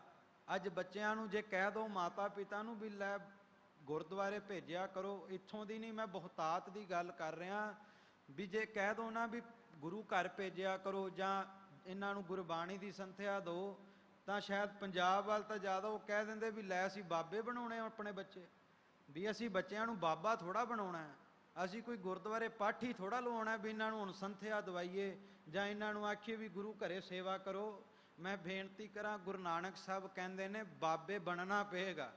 ਜੇ ਬਾਬੇ ਨਾ ਬਣੋਗੇ ਤੇ ਸੱਚ ਜਾਣਿਓ ਜਮਾਂ ਦੀ ਮਾਰ ਪਏਗੀ, ਪਰਮਾਤਮਾ ਦਾ ਨਾਮ ਜਪਣਾ ਪਏਗਾ। ਸਤਿਗੁਰੂ ਕਹਿੰਦੇ ਤੂੰ ਆਪਣੇ ਬੱਚੇ ਨੂੰ ਜਨਮ ਤੋਂ ਹੀ ਸਿੱਖਿਆ ਦੇਣੀ ਸ਼ੁਰੂ ਕਰ ਦੇ ਵੀ ਪਰਮਾਤਮਾ ਦੇ ਨਾਮ ਨੂੰ ਜਪ, ਕਿਉਂਕਿ ਮਾਂ ਹੀ ਭਗਤ ਬਣਾਉਂਦੀ ਹੈ, ਮਾਂ ਹੀ ਸੰਤ ਬਣਾਉਂਦੀ ਹੈ, ਤੇ ਮਾਂ ਹੀ ਚੋਰ ਬਣਾਉਂਦੀ ਹੈ, ਮਾਂ ਹੀ ਦੇਵਤਾ ਬਣਾਉਂਦੀ ਹੈ, ਮਾਂ ਹੀ ਦੈਂਤ ਬਣਾਉਂਦੀ ਹੈ।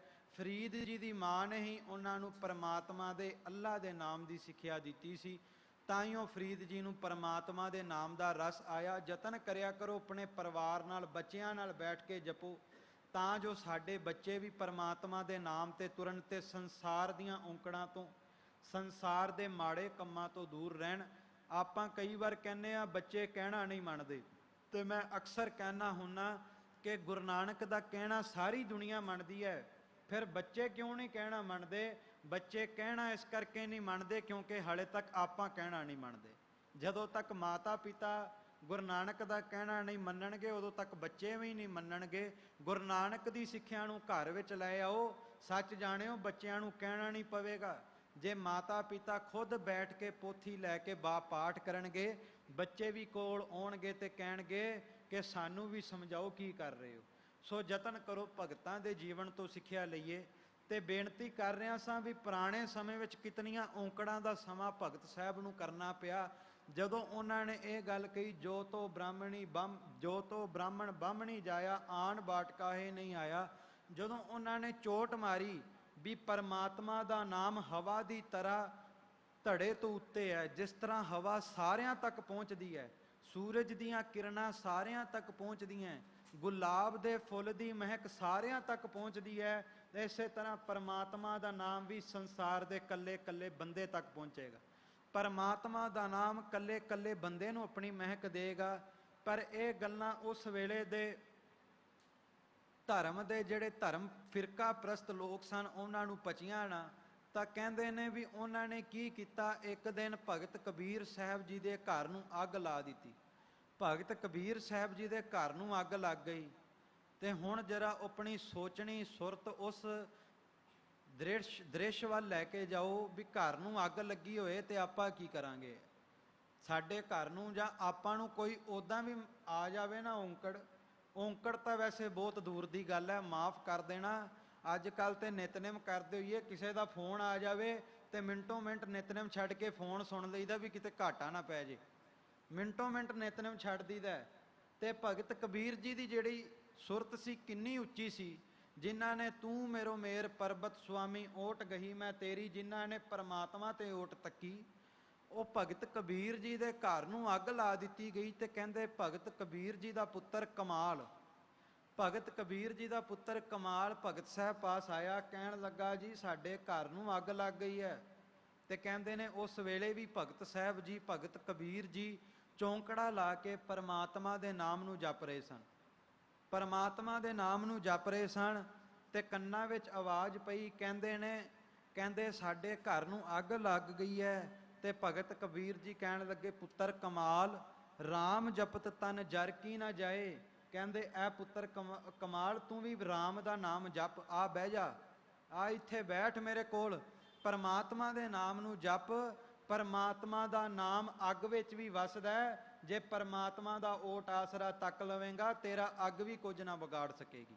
ਰਾਮ ਜਪਤ ਤਨ ਜਰ ਕੀ ਨਾ ਜਾਏ, ਰਾਮ ਨਾਮ ਚਿਤ ਰਹਿਆ ਸਮਾਏ। ਪਰ ਬੇਨਤੀ ਕਰਾਂ, ਦਾਸ ਤੇ ਕਥਾ ਬੋਲ ਕੇ ਕਰ ਰਿਹਾ, ਆਪ ਸਭ ਸੁਣ ਰਹੇ ਹੋ, ਪਰ ਜਿਹੜੇ ਭਗਤ ਹੁੰਦੇ ਨੇ ਜਾਂ ਮਹਾਂਪੁਰਖ ਹੁੰਦੇ ਨੇ, ਉਹ ਬੋਲ ਕੇ ਕਥਾ ਨਹੀਂ ਕਰਦੇ, ਉਹ ਆਪਣੀ ਬਾਣੀ ਦੀ ਕਥਾ ਆਪਣੇ ਸਰੀਰ ਤੇ ਹੰਢਾ ਕੇ ਪ੍ਰੈਕਟੀਕਲ ਰੂਪ ਤੇ ਕਰਦੇ ਨੇ। ਹੋ ਸਕਦਾ ਹੈ ਅੱਜ ਦਾਸ ਕਥਾ ਕਰ ਰਿਹਾ ਹੈ, ਗੁਰੂ ਸਾਹਿਬ ਕਿਰਪਾ ਕਰਨ ਮਨ ਨਾ ਡੋਲੇ, ਪਰ ਡੋਲ ਸਕਦਾ ਸੰਸਾਰ ਦਾ ਬੰਦਾ।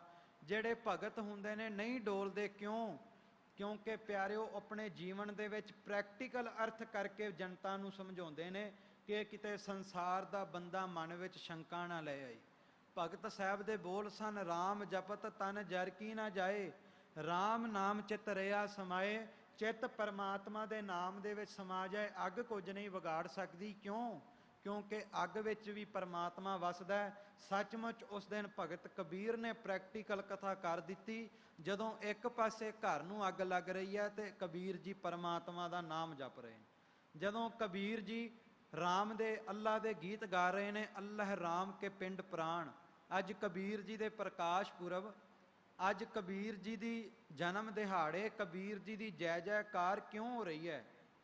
ਕੇਵਲ ਇਸ ਕਰਕੇ ਹੋ ਰਹੀ ਹੈ, ਆਪਣਾ ਆਪ ਸਮਰਪਿਤ ਕਰਕੇ ਪਰਮਾਤਮਾ ਦੇ ਨਾਮ ਦੇ ਵਿੱਚ ਆਪਣੇ ਚਿੱਤ ਨੂੰ ਸਮਾ ਦਿੱਤਾ, ਆਪਣਾ ਆਪ ਸਮਰਪਿਤ ਕਰ ਦਿੱਤਾ ਪਰਮਾਤਮਾ ਦੇ ਨਾਮ। ਸੰਸਾਰਿਕ ਪਦਾਰਥਾਂ ਤੋਂ ਉੱਤੇ ਉੱਠ ਕੇ ਭਗਤ ਕਬੀਰ ਜੀ ਕਹਿੰਦੇ, ਕਾ ਕੋ ਜਰੈ ਕਾਹੇ ਹੋਏ ਹਾਨ, ਨਟ ਵਟ ਖੇਲੈ ਸਾਰੰਗ ਪਾਨ। ਕਹਿੰਦੇ ਕੀ ਹੋਇਆ ਜੇ ਅੱਗ ਲੱਗ ਗਈ? ਅੱਗ ਵਿੱਚ ਵੀ ਪਰਮਾਤਮਾ ਵਸਦਾ ਹੈ। ਤੇ ਇਹ ਪੁੱਤਰ ਕਮਾਲ, ਕਹਿਣ ਲੱਗੇ ਪੁੱਤਰ ਕਮਾਲ, ਇਹ ਪਰਮਾਤਮਾ ਵੱਲੋਂ ਖੇਡਾਂ ਰਚੀਆਂ ਜਾਂਦੀਆਂ ਨੇ, ਬਾਹਮਣ ਸਾਡੇ ਘਰ ਦਾ ਕੀ ਕਰਨਗੇ? ਇਹ ਤੇ ਪਰਮਾਤਮਾ ਹੀ ਆ ਕੇ ਆਪਣੇ ਭਗਤਾਂ ਦੀ ਪ੍ਰੀਖਿਆ ਲੈਂਦਾ ਹੈ। ਜਿਸ ਮਨ ਵਸੈ ਤਿਸ ਸਾਚ ਪ੍ਰੀਖਿਆ, ਜਿਹਦੇ ਮਨ ਵਿੱਚ ਉਹ ਵਸਦਾ ਉਹਦੀ ਪ੍ਰੀਖਿਆ ਵੀ ਲੈਂਦਾ ਹੈ। ਮਾਤਾ ਪਿਤਾ ਦਾ ਜੇ ਕੋਈ ਬੱਚਾ ਬਹੁਤ ਹੋਣਹਾਰ ਹੋਵੇ ਨਾ, ਸੁਲਝਿਆ ਬੱਚਾ ਹੋਵੇ, ਤੇ ਕਹਿੰਦੇ ਨੇ ਮਾਤਾ ਪਿਤਾ ਵੀ ਉਹ ਬੱਚੇ ਨੂੰ ਕਦੇ ਬਾਜ਼ਾਰ 'ਚ ਭੇਜ ਦਿੰਦੇ ਨੇ ਵੀ ਫਲਾਣਾ ਕੰਮ ਕਰ ਰਿਹਾ, ਵੇਖਦੇ ਟੈਸਟ ਕਰਦੇ ਵੀ ਬੱਚਾ ਸੰਸਾਰ ਦੇ ਕੰਮ ਕਰ ਸਕਦਾ। ਇਸੇ ਤਰ੍ਹਾਂ ਕਹਿੰਦੇ ਜਿਹੜੇ ਪਰਮਾਤਮਾ ਦੇ ਨਾਮ ਨੂੰ ਜਪਦੇ ਨੇ ਭਗਤ ਕਬੀਰ ਜੀ ਕਹਿੰਦੇ ਉਹ ਪਰਮਾਤਮਾ ਆਪ ਹੀ ਸਾਡੀ ਪ੍ਰੀਖਿਆ ਲੈ ਰਿਹਾ। ਇਹ ਪੁੱਤਰ ਕਮਾਲ, ਤੂੰ ਪਰਮਾਤਮਾ ਦੇ ਨਾਮ ਨੂੰ ਜਪ ਤੇ ਇਹ ਗੱਲ ਕਹਿ ਵੀ ਅਸੀਂ ਤੇਰੀ ਪ੍ਰੀਖਿਆ ਤੇ ਖਰੇ ਨਹੀਂ ਉਤਰ ਸਕਦੇ, ਕਿਰਪਾ ਕਰ ਤੂੰ ਸਾਡੀ ਬਾਂਹ ਫਕੜ ਕੇ ਸਾਨੂੰ ਇਸ ਪ੍ਰੀਖਿਆ ਤੋਂ ਕੱਢ ਲੈ। ਇਹ ਬਚਨ ਕਰਦੇ ਨੇ ਭਗਤ ਕਬੀਰ ਜੀ। ਕਹਿੰਦੇ ਕਹੋ ਕਬੀਰ ਅੱਖਰ ਦੋਏ ਭਾਕ, ਹੋਏਗਾ ਖਸਮ ਤਾਂ ਲੇਗਾ ਰਾਖ। ਕਹਿੰਦੇ ਪੁੱਤਰ ਕਮਾਲ, ਪਰਮਾਤਮਾ ਦੇ ਉੱਤੇ, ਖਸਮ ਦੇ ਉੱਤੇ ਭਰੋਸਾ ਬਣਾ। ਸੱਚ ਜਾਣੀ ਜੇ ਖਸਮ ਪਰਮਾਤਮਾ ਖੁਦਾ ਸੱਚਮੁੱਚ ਧਰਤੀ ਤੇ ਹੋਇਆ ਤੇ ਉਹ ਆਪਣੇ ਆਪ ਆਪਣੇ ਸੇਵਕਾਂ ਦੀ ਪੈਜ ਰੱਖੇਗਾ। ਤੇ ਪਰਮਾਤਮਾ ਪੈਜ ਰੱਖਦਾ ਵੀ ਹਾਇਆ, ਹਰ ਜੁਗ ਜੁਗ ਭਗਤ ਉਪਾਇਆ। ਪੈਜ ਰੱਖਦਾ ਆਇਆ RAM ਰਾਜੇ, ਭਾਵੇਂ ਭਗਤ ਧਰੂ ਦੇ ਰੂਪ ਦੇ ਵਿੱਚ ਹੋਣ, ਭਾਵੇਂ ਭਗਤ ਪ੍ਰਹਿਲਾਦ, ਭਾਵੇਂ ਭਗਤ ਫਰੀਦ ਜੀ ਹੋਣ, ਭਗਤ ਨਾਮਦੇਵ ਜੀ ਹੋਣ, ਭਗਤ ਤਰਲੋਚਨ ਜੀ ਹੋਣ, ਭਗਤ ਕਬੀਰ ਜੀ ਦੇ ਰੂਪ ਦੇ ਵਿੱਚ ਹੋਣ, ਪਰ ਪਰਮਾਤਮਾ ਨੂੰ ਲਾਜ ਰੱਖਣੀ ਪੈਂਦੀ ਹੈ। ਕਿਉਂ? ਕਿਉਂਕਿ ਪਿਆਰਿਓ ਜਦੋਂ ਭਗਤ ਦੇ ਉੱਤੇ ਕੋਈ ਸੰਕਟ ਬਣ ਜਾਵੇ, ਕਸ਼ਟ ਬਣ ਜਾਵੇ, ਉਦੋਂ ਫਿਰ ਗੱਲ ਭਗਤ ਤੇ ਨਹੀਂ, ਭਗਤ ਦੇ ਪਿਆਰੇ ਤੇ ਆ ਜਾਂਦੀ ਹੈ। ਜਦੋਂ ਕਿਸੇ ਤੇ ਕੋਈ ਸੰਕਟ ਬਣ ਜਾਵੇ, ਮੈਂ ਬੇਨਤੀ ਸੰਸਾਰਿਕ ਉਦਾਹਰਣ ਦੇ ਕੇ ਕਰਾਂ ਵੀ ਆਪਾਂ ਜੇ ਕਿਸੇ ਰਾਜਸੀ ਜਾਂ ਧਾਰਮਿਕ ਵੱਡੇ ਹਸਤੀ ਦੇ ਨਾਲ ਜੁੜੇ ਹੋਈਏ ਨਾ, ਕੋਈ ਬਹੁਤ ਵੱਡਾ ਲੀਡਰ ਜਾਂ ਕੋਈ ਸੰਤ ਮਹਾਂਪੁਰਖ ਹੋਵੇ, ਜਦੋਂ ਆਪਾਂ ਉਹਦੇ ਨਾਲ ਆਪਣੇ ਸੰਬੰਧ ਬਣਾਈਏ ਤੇ ਸਾਡੇ ਤੇ ਕੋਈ ਸੰਕਟ ਆ ਜਾਵੇ ਤੇ ਸੰਸਾਰ ਦੇ ਲੋਕ ਕਹਿੰਦੇ ਨੇ ਦੱਸ ਵੀ ਕੀ ਫਾਇਦਾ ਹੋਇਆ ਫਲਾਣੇ ਬੰਦੇ ਨਾਲ ਇੰਨੀ ਰੱਖਣ ਦਾ ਜਿਹੜਾ ਤੇਰੀ ਮਦਦ ਹੀ ਨਾ ਕਰ ਸਕਿਆ। ਤੇ ਕਹਿੰਦੇ ਵੀ ਜਦੋਂ ਭਗਤਾਂ ਤੇ ਕੋਈ ਬਣ ਆਉਂਦੀ ਹੈ ਆਪਦਾ ਵਿਪਤਾ, ਕਹਿੰਦੇ ਫਿਰ ਉਦੋਂ ਗੱਲ ਭਗਤਾਂ ਤੇ ਨਹੀਂ ਪਰਮਾਤਮਾ ਤੇ ਚਲੀ ਜਾਂਦੀ ਹੈ ਵੀ ਇੰਨਾ ਨਾਮ ਜਪਦੇ ਸਨ ਪਰ ਫਿਰ ਵੀ ਸੰਕਟਾਂ ਦਾ ਸਾਹਮਣਾ ਕਰਨਾ ਪਿਆ। ਇਸ ਕਰਕੇ ਭਗਤਾਂ ਨੂੰ ਉਹਨਾਂ ਦੀ ਰੱਖਣੀ ਪੈਂਦੀ ਹੈ। ਕਬੀਰ ਜੀ ਕਹਿਣ ਲੱਗੇ ਕਹੋ ਕਬੀਰ ਅੱਖਰ ਦੋਏ ਭਾਕ, ਹੋਏਗਾ ਖਸਮ ਤਾਂ ਲਏਗਾ ਰਾਖ। ਪੁੱਤਰ ਕਮਾਲ ਤੂੰ ਵੀ ਬਹਿ ਜਾ ਮੇਰੇ ਕੋਲ ਚੌਂਕੜਾ ਲਾ ਕੇ ਤੇ ਆਪ ਪਰਮਾਤਮਾ ਦੇ ਨਾਮ ਨੂੰ ਜਪੀਏ, ਪਰਮਾਤਮਾ ਆਪਣੇ ਆਪ ਸਾਡੀ ਰੱਖੇਗਾ। ਤੇ ਪਿਆਰਿਓ ਉੱਥੇ ਫਿਰ ਪਰਮਾਤਮਾ ਨੇ ਰੱਖੀ। ਭਗਤ ਕਬੀਰ ਜੀ ਦੀ ਜਿਨ ਵਿਰੋਧਤਾ ਹੁੰਦੀ ਗਈ, ਭਗਤ ਕਬੀਰ ਜੀ ਦੀ ਉਨੀ ਹੀ ਜੈ ਜੈਕਾਰ ਸੰਸਾਰ ਦੇ ਵਿੱਚ ਹੁੰਦੀ ਹੋਈ।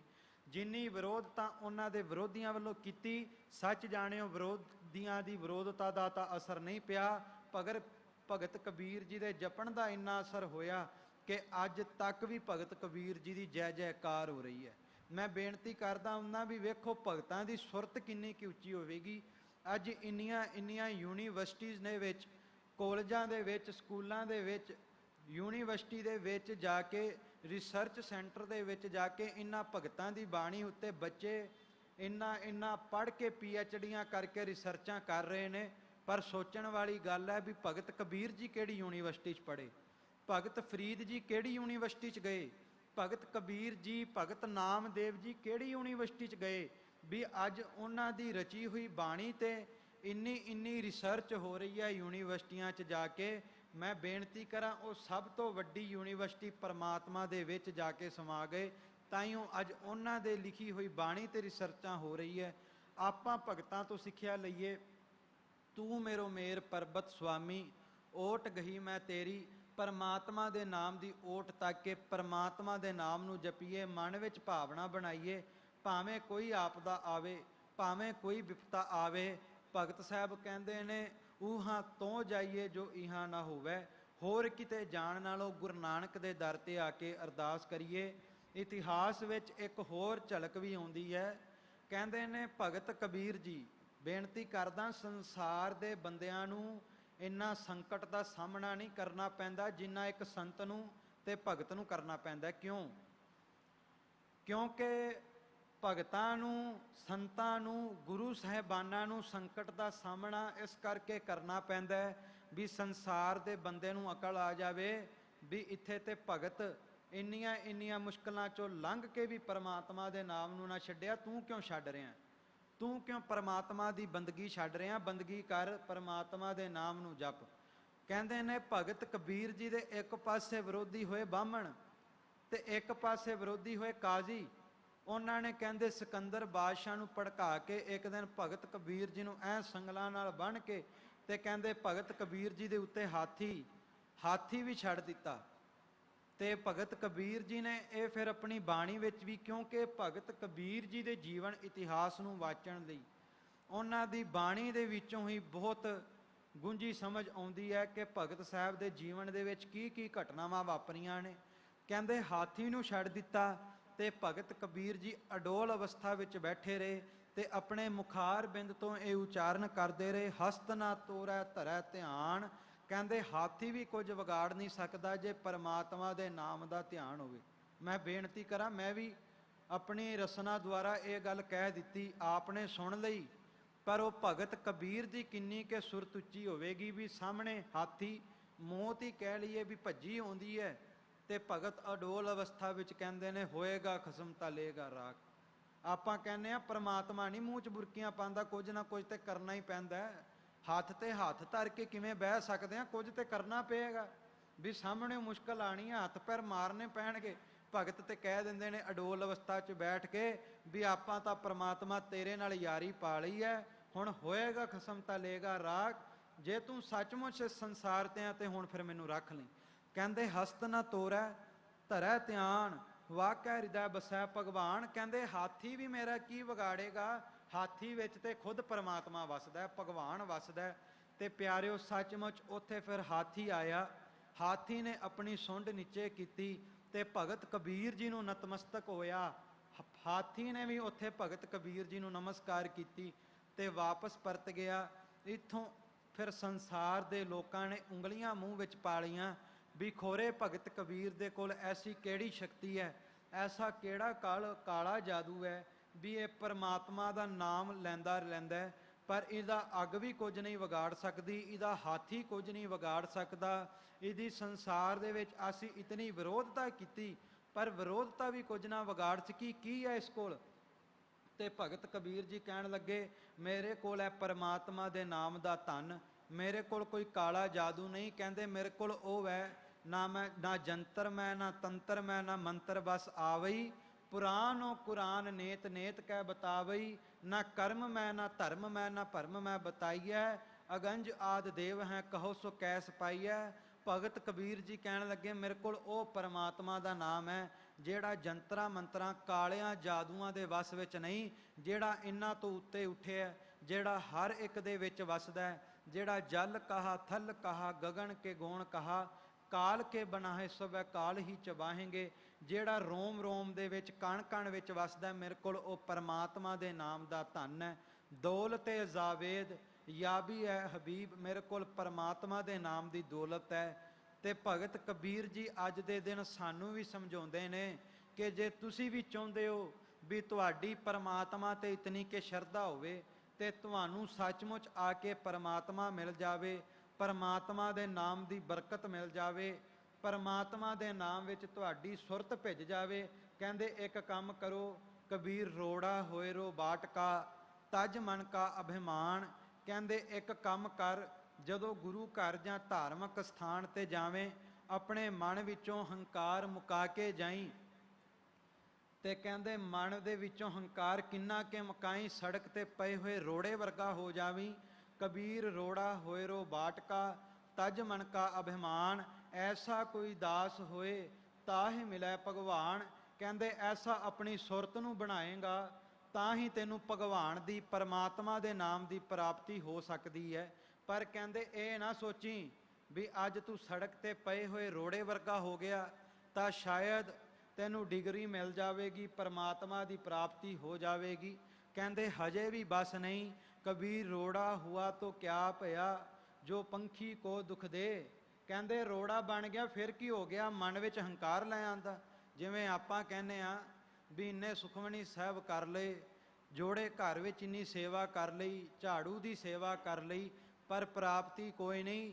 ਇਸੇ ਤਰ੍ਹਾਂ ਕਹਿੰਦੇ ਕੇਵਲ ਹਾਲੇ ਬਸ ਨਹੀਂ, ਕਹਿੰਦੇ ਰੋੜਾ ਹੁਆ ਤੋ ਕਿਆ ਭਇਆ ਜੋ ਪੰਖੀ ਕੋ ਦੁਖ ਦੇ, ਕਹਿੰਦੇ ਠੀਕ ਹੈ ਗੁਰੂ ਘਰ ਵਿੱਚ ਨਿਮਰਤਾ ਨਾਲ ਸੇਵਾ ਕਰ ਲਈ, ਪਰ ਜੇ ਤੂੰ ਗੁਰੂ ਘਰ ਵਿੱਚ ਕੀਤੇ ਹੋਏ ਰਿਐਕਸ਼ਨ ਬਾਹਰ ਆਪਣੇ ਜੀਵਨ ਵਿੱਚ ਨਾ ਅਪਣਾਏ ਤਾਂ ਸੱਚ ਜਾਣੀ ਗੁਰੂ ਘਰ ਵਿੱਚ ਕੀਤੀ ਹੋਈ ਨਿਮਰਤਾ ਵੀ ਫਿਰ ਪਾਖੰਡ ਬਣ ਜਾਵੇਗੀ। ਸੱਚ ਜਾਣਿਓ ਇਹ ਬਾਹਰਲੇ ਗੁਰੂ ਘਰ ਪਿਆਰਿਓ, ਮੈਂ ਅਕਸਰ ਕਹਿਣਾ ਹੁੰਨਾ ਗੁਰੂ ਨਾਨਕ ਸਾਹਿਬ ਨੇ ਇਹ ਬਾਹਰਲੇ ਗੁਰਦੁਆਰੇ ਇਸ ਕਰਕੇ ਨਹੀਂ ਸਨ ਬਣਾਏ ਵੀ ਗੁਰੂ ਘਰ ਆ ਕੇ ਪ੍ਰਕਾਸ਼ ਪੁਰਬ ਮਨਾ ਕੇ ਲੰਗਰ ਛਕ ਕੇ ਘਰਾਂ ਨੂੰ ਜਾਈਏ। ਇਹ ਬਾਹਰਲੇ ਗੁਰਦੁਆਰੇ ਇਸ ਕਰਕੇ ਬਣਾਏ ਸਨ ਕਿਤੇ ਅੰਦਰਲੇ ਗੁਰਦੁਆਰੇ ਦੀ ਸੋਝੀ ਹੋ ਜਾਵੇ। ਹਰਿਮੰਦਰ ਇਹੋ ਸਰੀਰ ਹੈ ਗਿਆਨ ਰਤਨ ਪ੍ਰਗਟ ਹੋਏ, ਅੰਦਰਲੇ ਗੁਰਦੁਆਰੇ ਦੀ ਸੋਝੀ ਹੋ ਜਾਵੇ। ਕਿਵੇਂ ਹੋਏਗੀ, ਕਹਿੰਦੇ ਕਬੀਰ ਰੋੜਾ ਹੋਏ ਰੋ ਬਾਟਕਾ ਤਜ ਮਨ ਕਾ ਅਭਿਮਾਨ, ਐਸਾ ਕੋਈ ਦਾਸ ਹੋਏ ਤਾਹੇ ਮਿਲੈ ਭਗਵਾਨ, ਕਬੀਰ ਰੋੜਾ ਹੁਆ ਤੋ ਕਿਆ ਭਇਆ ਜੋ ਪੰਖੀ ਕੋ ਦੁਖ ਦੇ, ਕਹਿੰਦੇ ਸੜਕ ਦੇ ਪਏ ਰੋੜੇ ਵਰਗਾ ਹੋ ਗਿਆ ਤਾਂ ਵੀ ਕੀ ਹੋ ਗਿਆ, ਤੂੰ ਆਉਂਦੇ ਜਾਂਦੇ ਰਾਹੀਆਂ ਨੇ ਠੋਕਰ ਵੱਜੀ, ਉਹਨਾਂ ਤੇ ਸੱਟ ਵੱਜੀ, ਉਹਨਾਂ ਨੂੰ ਪੀੜਾ ਹੋਈ, ਕਹਿੰਦੇ ਤੇਰਾ ਰੋੜਾ ਹੋਣਾ ਵੀ ਨਿਫਲ ਹੋ ਗਿਆ। ਕੇਵਲ ਟੂਕ ਮਾਤਰ ਬੇਨਤੀ ਕਰਾਂ, ਭਗਤ ਕਬੀਰ ਜੀ ਕਹਿਣ ਲੱਗੇ, ਕਹਿੰਦੇ ਰੋੜੇ ਨਾਲ ਵੀ ਗੱਲ ਨਹੀਂ ਬਣਨੀ, ਕਹਿੰਦੇ ਤੈਨੂੰ ਆਪਣੀ ਸੁਰਤ ਸੜਕ ਤੇ ਰਸਤੇ ਤੇ ਪਈ ਹੋਈ ਧੂੜ ਵਰਗੀ ਕਿਣਕੇ ਵਰਗੀ ਬਣਾਉਣੀ ਪਵੇਗੀ, ਮਿੱਟੀ ਵਰਗੀ ਬਣਾਉਣੀ ਪਵੇਗੀ। ਕਹਿੰਦੇ ਮਿੱਟੀ ਵਰਗੀ ਜਦੋਂ ਸੁਰਤ ਬਣ ਜਾਵੇ ਤਾਂ ਵੀ ਬਸ ਨਹੀਂ, ਅੱਗੇ ਜਾ ਕੇ ਇੱਕ ਹੋਰ ਕਲਾਸ ਹੈ, ਪਾਣੀ ਵਰਗੀ ਸੁਰਤ ਬਣਾ ਲਵੀਂ, ਜਲ ਵਰਗੀ ਸੁਰਤ ਬਣਾ ਲਵੀਂ। ਪਰ ਹਾਂ ਕਿ ਜਿਵੇਂ ਪਾਣੀ ਤੱਤਾ ਕਰੀਏ ਤੱਤਾ ਹੋ ਜਾਂਦਾ, ਠੰਡਾ ਕਰੀਏ ਠੰਡਾ ਹੋ ਜਾਂਦਾ, ਇਹੋ ਜਿਹਾ ਸੁਭਾਵਨਾ ਬਣਾਈ ਵੀ ਮਾੜਿਆਂ ਦੀ ਸੰਗਤ ਵਿੱਚ ਬਵੇਂ ਤੇ ਮਾੜਾ ਬਣ ਜਾਵੇਂ, ਚੰਗਿਆਂ ਦੀ ਸੰਗਤ ਵਿੱਚ ਬਵੇਂ ਤੇ ਚੰਗਾ ਬਣ ਜਾਵੇਂ। ਜੇ ਤੂੰ ਚੰਗਾ ਤੇ ਸੱਚਮੁੱਚ ਚੰਗਾ ਰਹੀਂ, ਜੇ ਤੂੰ ਸੱਚਮੁੱਚ ਮਾੜਾ ਤੇ ਫਿਰ ਬਾਹਰੋਂ ਧਾਰਮਿਕ ਲਿਬਾਸ ਬਣਾ ਕੇ ਪਖੰਡ ਨਾ ਕਰੀ, ਜੋ ਅੰਦਰੋਂ ਹੈ ਉਹ ਬਾਹਰੋਂ ਹੋਈ ਤੇ ਜੋ ਬਾਹਰੋਂ ਹੈ ਉਹ ਅੰਦਰੋਂ ਹੋਈ। ਕਹਿਣ ਲੱਗੇ ਇਸ ਤਰ੍ਹਾਂ ਪਾਣੀ ਵਰਗਾ ਬਣ ਤੇ ਜਾਵੀਂ, ਪਰ ਉਹਦੇ ਵਿੱਚੋਂ ਵੀ ਸਾਂਝ ਕਰੀਜੈ ਗੁਣੈ ਕੇਰੀ, ਛੋੜ ਅਵਗੁਣ ਚੱਲੀਐ। ਤੇ ਅੱਗੇ ਕਹਿੰਦੇ ਨੇ ਪਾਣੀ ਹੋ ਕੇ ਵੀ ਗੱਲ ਨਹੀਂ ਬਣਨੀ, ਕਹਿੰਦੇ ਅੰਤ ਤੈਨੂੰ ਪਰਮਾਤਮਾ ਦੇ ਗੁਣਾਂ ਵਿੱਚ ਹੀ ਸਮਾਉਣਾ ਪਏਗਾ। ਜਿਸ ਤਰ੍ਹਾਂ ਪਰਮਾਤਮਾ ਸਾਰਿਆਂ ਲਈ ਸਾਂਝਾ, ਜਿਸ ਤਰ੍ਹਾਂ ਪਰਮਾਤਮਾ ਧਾਰਮਿਕ ਲਿਬਾਸ ਤੋਂ ਉੱਤੇ ਉੱਠ ਕੇ ਕਿਸੇ ਨੂੰ ਵੀ ਮਿਲ ਪੈਂਦਾ, ਜਿਸ ਤਰ੍ਹਾਂ ਪਰਮਾਤਮਾ ਧਰਮ ਦੀਆਂ ਕੰਧਾਂ ਤੋਂ ਉੱਤੇ ਉੱਠ ਕੇ ਸੰਸਾਰ ਦੇ ਬੰਦਿਆਂ ਤੇ ਬਖਸ਼ਿਸ਼ਾਂ ਕਰਦਾ, ਤੈਨੂੰ ਵੀ ਆਪਣੀ ਸੋਚਣੀ ਇਸ ਤਰ੍ਹਾਂ ਦੀ ਬਣਾਉਣੀ ਪਵੇਗੀ ਕਿ ਕਿਸੇ ਨਾਲ ਵੀ ਵੈਰ ਵਿਰੋਧਤਾ ਦੀ ਭਾਵਨਾ ਮਿਟਾ ਕੇ ਸਭ ਦੇ ਨਾਲ ਪ੍ਰੇਮ ਵੰਡਣਾ ਪਵੇਗਾ। ਸੋ ਖਾਲਸਾ ਜੀ, ਇਹ ਭਗਤ ਕਬੀਰ ਜੀ ਦੇ ਜੀਵਨ ਵਿੱਚੋਂ ਸਿੱਖਿਆ ਲਓ ਕਿ ਸਭ ਤੋਂ ਪਹਿਲਾਂ ਭਗਤ ਬਣੀਏ, ਭਾਵਨਾ ਦੇ ਨਾਲ ਗੋਬਿੰਦ ਦੇ ਨਾਮ ਦੀ ਗਹਿਰਾਈ ਤੱਕ ਆਪਣੀ ਸੁਰਤ ਦੁਆਰਾ ਤਾਰੀਆਂ ਲਾਈਏ, ਪਰਮਾਤਮਾ ਦੇ ਨਾਮ ਨੂੰ ਜਪੀਏ, ਤਾਂ ਹੀ ਉਹ ਭਗਤ ਸਾਹਿਬ ਦੇ ਜੀਵਨ ਦੇ ਵਿੱਚ ਵਿਚਾਰ ਕਰਨ ਦਾ ਲਾਭ ਹੈ। ਸੋ ਭਗਤ ਸਾਹਿਬ ਦੇ ਜੀਵਨ, ਭਗਤ ਸਾਹਿਬ ਪੂਰੇ ਨੇ, ਆਪਾਂ ਅਧੂਰੇ ਹਾਂ। ਉਹਨਾਂ ਦੇ ਜੀਵਨ ਤੇ ਬਾਣੀ ਤੇ ਵਿਚਾਰ ਕਰਦਿਆਂ ਅਨੇਕਾਂ ਭੁੱਲਾਂ ਹੋਈਆਂ ਨੇ, ਆਪ ਸਭ ਨੇ ਬਖਸ਼ ਦੇਣਾ। ਹੋਈਆਂ ਤਮਾਮ ਭੁੱਲਾਂ ਦੀ ਖਿਮਾ ਕਰਨੀ, ਯਤਨ ਕਰਨਾ, ਇਹ ਮਨ ਵਿੱਚ ਜ਼ਰੂਰ ਸੋਚਣਾ ਵੀ ਕੀ ਕਾਰਨ ਸੀ ਭਇਓ ਕਬੀਰ ਕਬੀਰ ਕਬੀਰ ਦੀ ਜੈ ਜੈਕਾਰ ਹੋਈ। ਉਹ ਕਾਰਨ ਸੀ ਪਰਮਾਤਮਾ ਦੇ ਨਾਮ ਨੂੰ ਜਪਿਆ। ਸਾਰੇ ਪਰਿਵਾਰ ਨਾਲ ਬੈਠ ਕੇ ਰੋਜ਼ਾਨਾ ਇਸ ਤਰ੍ਹਾਂ ਪਰਮਾਤਮਾ ਦੇ ਨਾਮ ਨੂੰ ਜਪਿਓ। ਆਓ ਕੁਝ ਕੇ ਪਲ ਹਾਜ਼ਰੀ ਲਵਾ ਕੇ ਖਿਮਾ ਦੇ ਜਾਚਕ ਹੋਈਏ। ਵਾਹਿਗੁਰੂ ਧੰਨ ਵਾਹਿਗੁਰੂ, ਵਾਹਿਗੁਰੂ ਧੰਨ ਵਾਹਿਗੁਰੂ।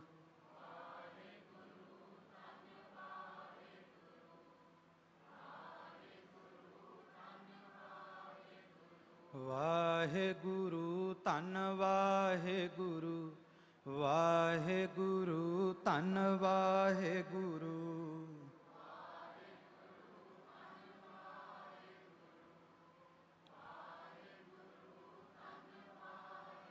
ਵਾਹਿਗੁਰੂ ਧੰਨ ਵਾਹਿਗੁਰੂ, ਵਾਹਿਗੁਰੂ ਧੰਨ ਵਾਹਿਗੁਰੂ।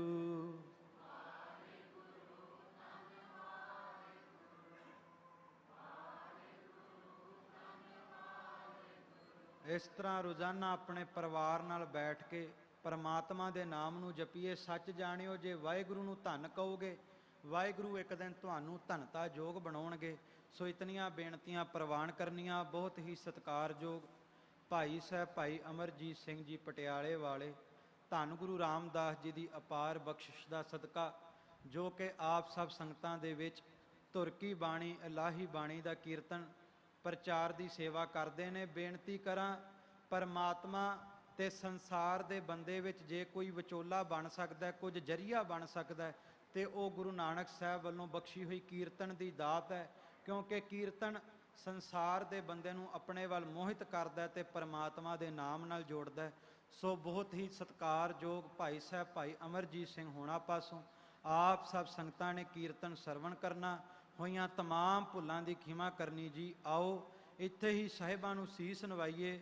ਦੋਨੋਂ ਹੱਥ ਜੋੜ ਕੇ ਪ੍ਰੇਮ ਸਹਿਤ ਗੱਜ ਕੇ ਆਖੋ ਜੀ, ਵਾਹਿਗੁਰੂ ਜੀ ਕਾ ਖਾਲਸਾ, ਵਾਹਿਗੁਰੂ ਜੀ ਕੀ ਫਤਿਹ। ਵਾਹਿਗੁਰੂ ਜੀ ਕਾ ਖਾਲਸਾ, ਵਾਹਿਗੁਰੂ ਜੀ ਕੀ ਫਤਿਹ। ਗੁਰੂ ਰੂਪ ਸਾਧ ਸੰਗਤ ਜੀਓ, ਆਪ ਸਾਰੇ ਹੀ ਧਨਤਾ ਦੇ ਯੋਗ ਹੋ, ਜੋ ਕਿ ਸ਼੍ਰੋਮਣੀ ਭਗਤ ਕਬੀਰ ਜੀ ਦਾ ਜਨਮ ਦਿਹਾੜਾ ਮਨਾ ਰਹੇ ਹੋ। ਆਪ ਜੀ ਨੇ ਭਾਈ ਸਾਹਿਬ ਭਾਈ ਸੁਖਜੀਤ ਸਿੰਘ ਜੀ ਘਨਈਆ, ਪ੍ਰਚਾਰਕ ਬਾਬਾ ਬੁੱਢਾ ਦਲ ਵਾਲਿਆਂ ਦੇ ਤਰਫੋਂ ਗੁਰਬਾਣੀ ਦੀ ਕਥਾ ਸਰਵਣ ਕੀਤੀ ਹੈ। ਸੋ ਭਾਈ ਸਾਹਿਬ ਜੀ ਦਾ ਬਹੁਤ ਬਹੁਤ ਧੰਨਵਾਦ, ਜੋ ਕਿ ਉਹਨਾਂ ਨੇ ਗੁਰੂ ਦਰਬਾਰ ਦੀ ਹਾਜ਼ਰੀ ਭਰ ਕੇ ਸੰਗਤਾਂ ਨੂੰ ਨਿਹਾਲ ਕੀਤਾ ਹੈ। ਹੁਣ ਭਾਈ ਸਾਹਿਬ ਭਾਈ ਅਮਰਜੀਤ ਸਿੰਘ ਜੀ ਪਟਿਆਲੇ ਵਾਲੇ ਉਹ ਪੁੱਜ ਚੁੱਕੇ ਹਨ, ਜੋ ਕਿ ਆਪ ਜੀ ਨੂੰ ਗੁਰਬਾਣੀ ਦੇ ਕੀਰਤਨ ਦੁਆਰਾ ਨਿਹਾਲ ਕਰਨਗੇ। ਸੋ ਆਓ ਉਹਨਾਂ ਪਾਸੋਂ ਕੀਰਤਨ ਸਰਵਣ ਕਰੀਏ ਜੀ। ਵਾਹਿਗੁਰੂ ਜੀ ਕਾ ਖਾਲਸਾ, ਵਾਹਿਗੁਰੂ ਜੀ ਕੀ ਫਤਿਹ।